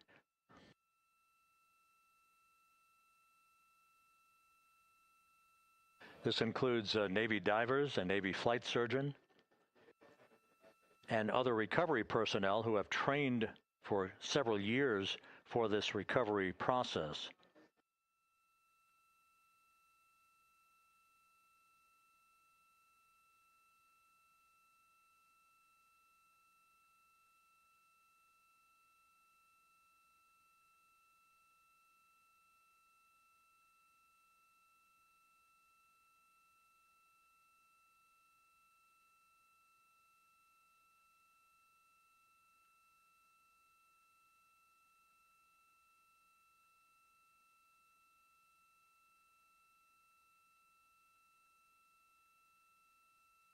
At this hour, some 41 minutes following splashdown, The vehicle has been powered down. There's no hazardous gas emanating from the vehicle. That's why the first team of recovery personnel has been able to pull alongside Integrity. And the reports continue to come in that the 4 astronauts are in excellent shape.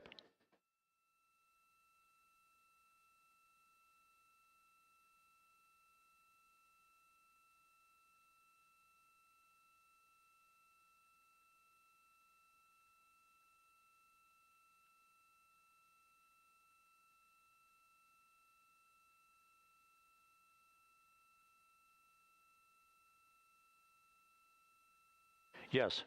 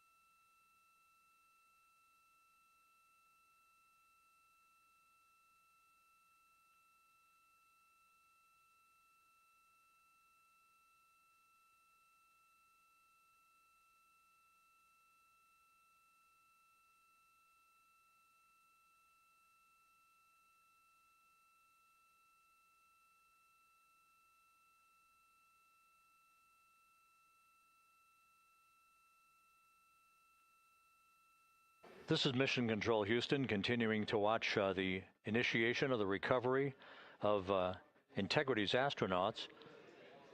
One by one, they'll be brought out of the spacecraft onto a large inflatable raft just a short time from now.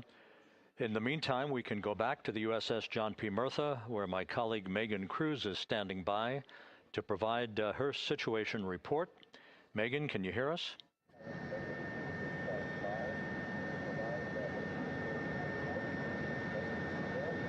Hey, Rob. Yes, I can hear you. Thank you. Yeah, we're back here on the bow of the recovery ship where there are still plenty of people peering out into the water. We are not very far from the action everyone is seeing on their screen now. The Orion spacecraft, Integrity, in the ocean, surrounded by a number of recovery boats.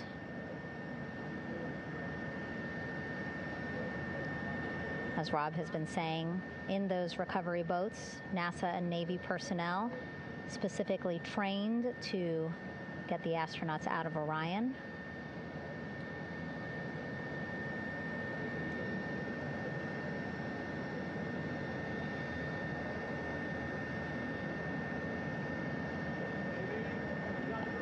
In some of our wide shots, you can probably see that there are 6 boats out in the water. More than 40 people out in the water right now on those boats.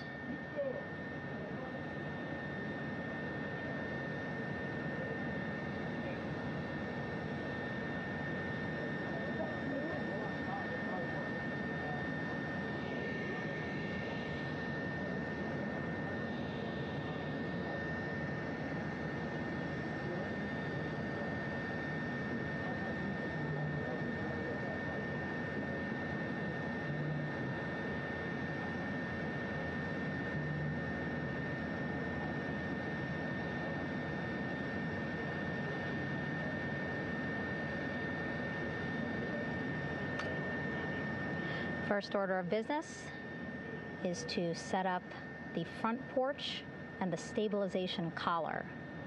You might also hear it referred to as a stab collar. Basically just to make sure that Orion stays upright, doesn't sway in the water too much, again, to make it easier for recovery forces to get the astronauts out.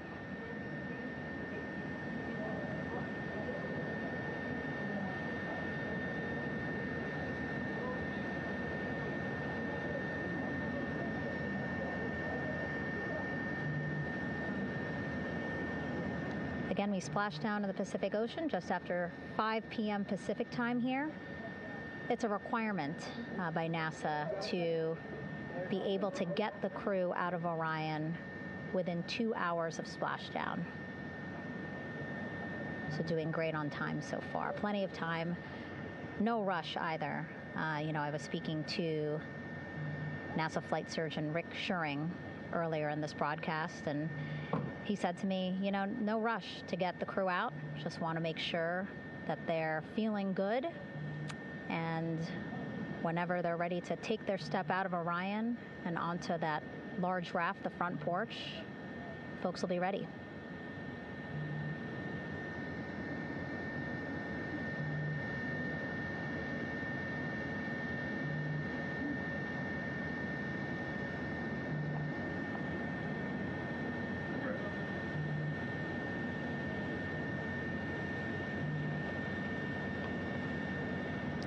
And as there are mission audio loops in Mission Control in Houston, there is a mission audio loop here on the ship, and it was just reported out that the side hatch is open. Side hatch of Integrity is open. You're getting these beautiful shots from our aerial assets. The ship itself, where I'm on, just 3,000 yards away. Again, plenty of people on the boat here, glued to the side closest to where they can see all this action. And again, with just 3,000 yards separating us, great views from the bow here. You can see now that side hatch is open. One of the Navy personnel is about to get inside there.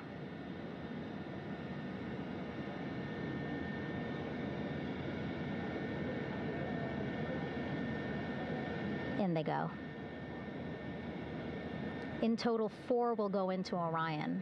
So it'll be a little bit of a tight squeeze, but the goal is to have a recovery personnel with each astronaut assessing them.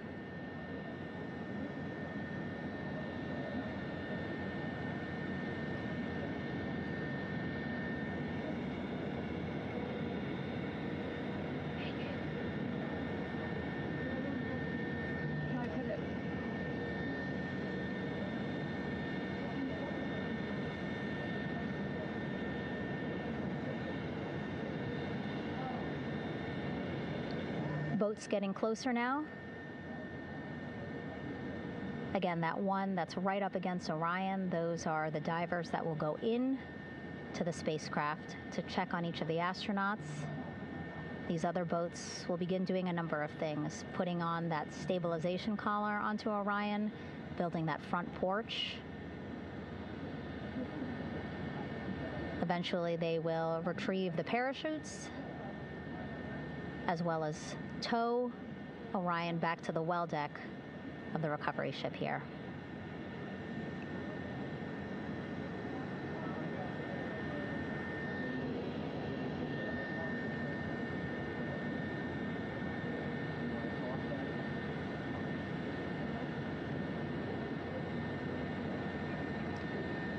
And so as we wait for the Navy and NASA personnel to get their assessment of the crew inside of Orion, why don't we toss it back to Rob for an update?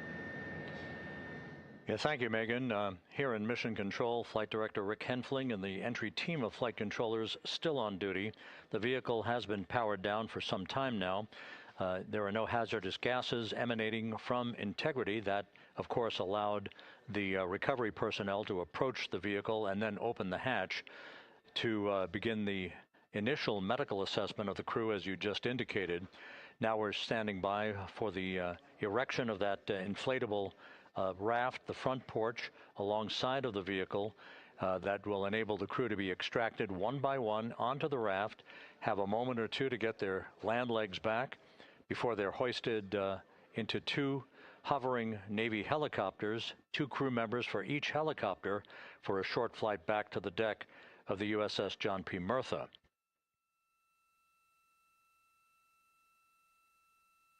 All of Integrity's systems operated flawlessly throughout the course of the approach to the Earth, the entry into the Earth's atmosphere, and all of the key milestones that followed in this high-speed return to Earth for Integrity, a mission that spanned more than 694,000 miles from the vehicle's launch from the Kennedy Space Center atop the Space Launch System back on April 1st.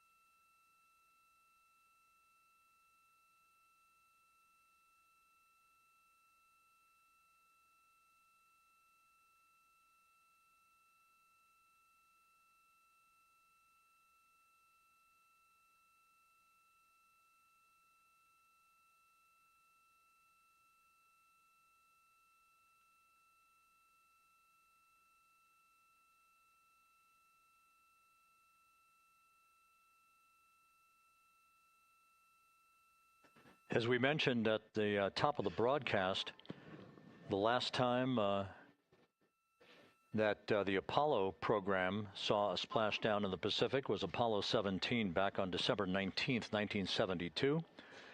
So for the first time in 53 and a half years, we have reenacted that with the arrival of Integrity's astronauts as they flew around the moon in that historic lunar flyby that began with a trans-lunar injection burn that took them out of Earth orbit following 24 hours of a high Earth orbit trajectory.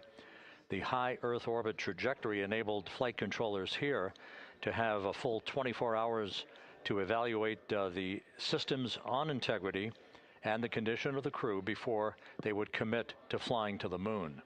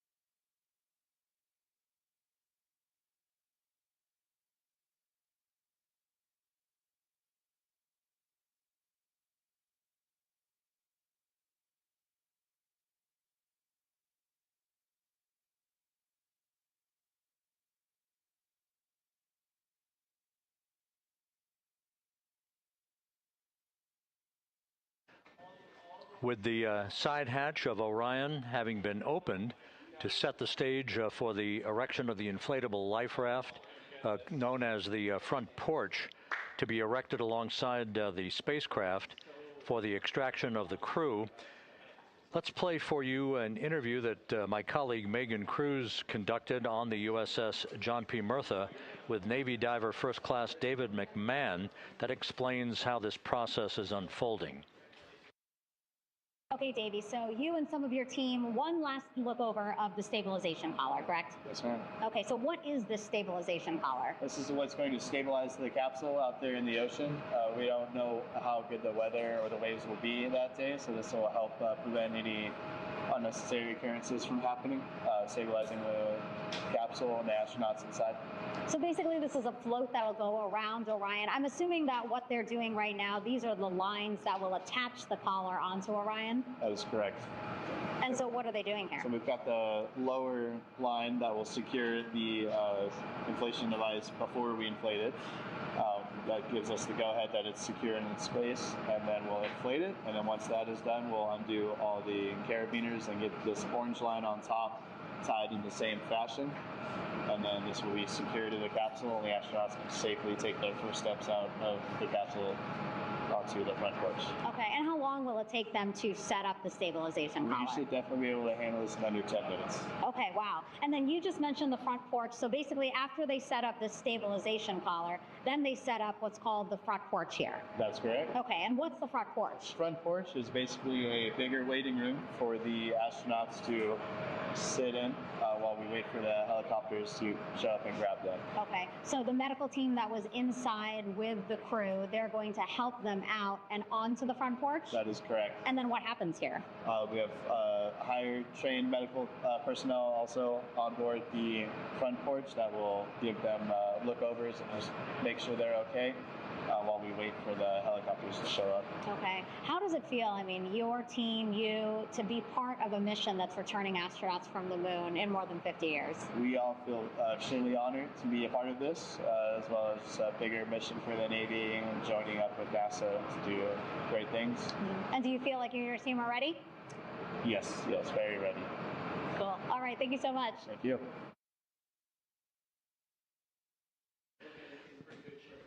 Once again, the recovery operations are continuing out in the Pacific. We shortly should see that life raft, the front porch, erected alongside the side hatch of the vehicle.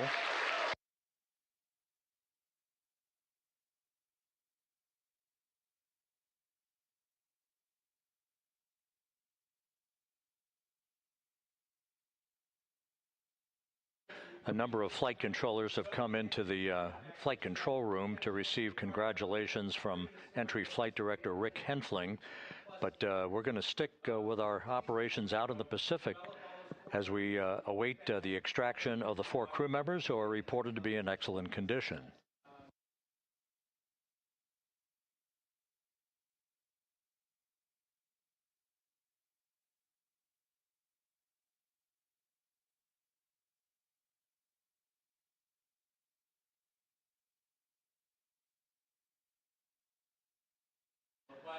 Again, while we stand by for that front porch to be erected alongside of the side hatch of the vehicle, let's go back to the USS John P. Murtha and Megan Cruz. Megan?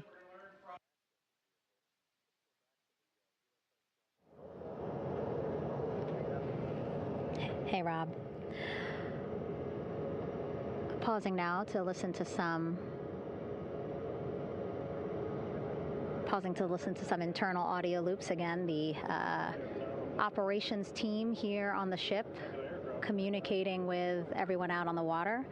It seems like currents are hindering them a little bit from unfurling and inflating the stabilization collar as well as the front porch. But again, the requirement to get the crew out within 2 hours of splashdown, plenty of time. So no concerns just yet. But as calm as the water looks, yeah, it looks like it's hindering the teams just a tad.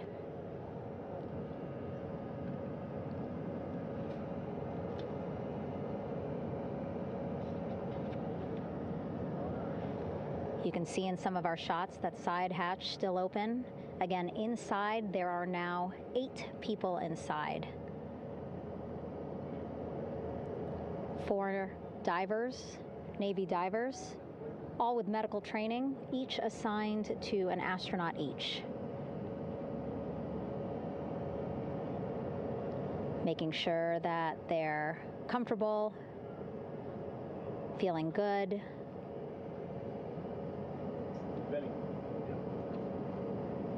As you've heard us say in the broadcast, you know, they expect a little bit of discomfort. Again, these astronauts just traveled back to Earth at 25,000 miles an hour, a nearly 695,000-mile journey around the moon. If you think you get carsick.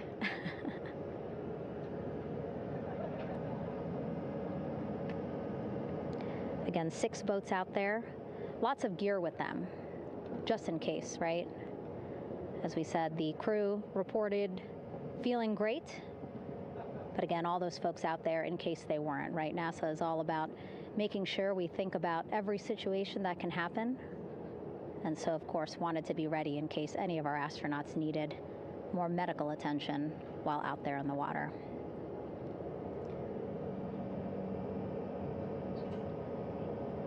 You see now teams, again, trying to set up the stabilization collar and front porch for the crew to get out of Orion. They need both, right? The stabilization collar will keep Orion from swaying as you see it is doing now.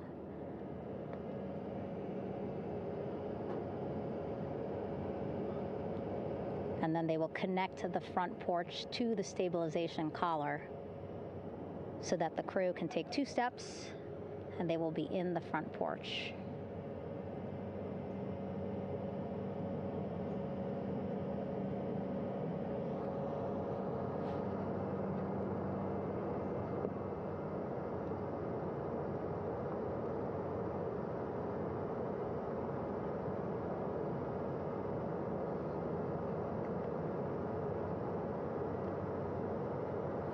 Not a lot of chatter on the mission audio loops. That's a good thing.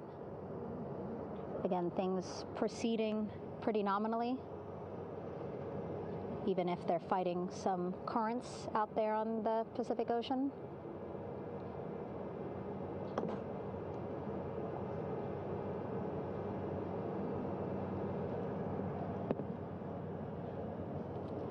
Again, the goal, setting up the stabilization collar and the front porch so that the crew can rest comfortably in the front porch, get placed into harnesses so that 2 helicopters can lift them off the front porch and onto the USS John Murtha here.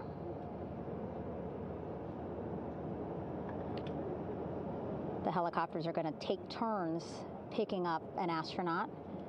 So again, Helo 1 and Helo 2.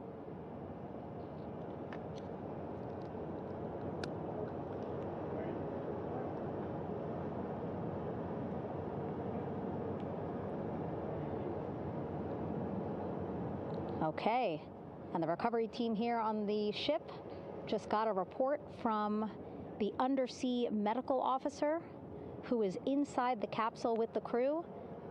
He is reporting all 4 members are green.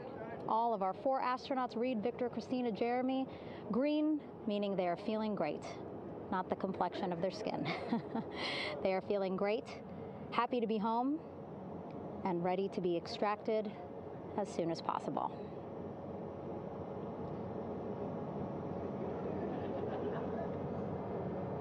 And so, as I was saying, we have 2 helicopters circling the activity you're seeing on the water right now. Each will take turns picking up an astronaut. So Helo 1 will come on in, hover above the front porch, about 40 feet above the front porch. A Navy recovery specialist will be hoisted down into the front porch. The restricted maneuvering doctrine is in effect. Will connect to the first astronaut, which we're expecting to be Christina. And then Helo 2 comes around, picks up Jeremy, while Helo 1 stays above head, and then Helo 1 will come back in for another astronaut, and then Helo 2 for the last astronaut, and then back to the flight deck here on the recovery ship.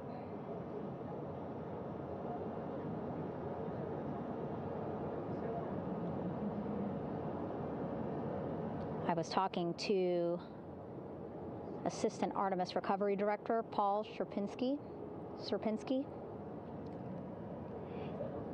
He said helos are a much quicker, safer way to get on board. They did actually consider boats, but then if you think about it, longer time, the crew would have to move through more of the ship. This way the helos will give a more direct, quicker route to the medical bay for our 4 astronauts.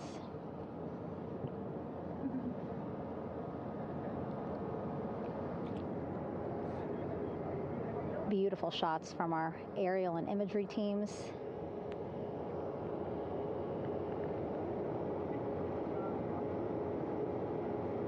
Clouds have dissipated for a clear view from the bow of the recovery ship here.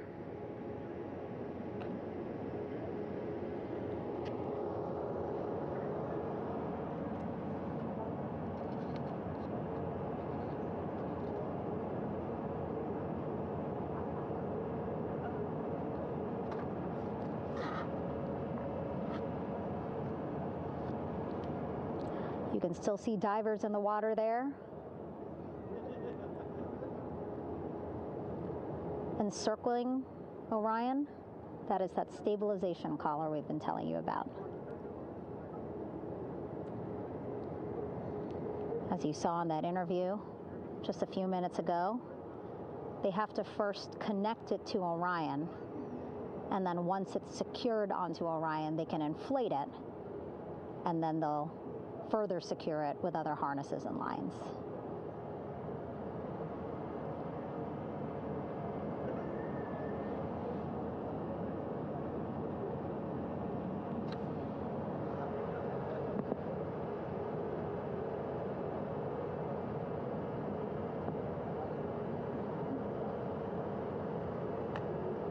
About an hour and 10 minutes since splashdown in the Pacific Ocean here.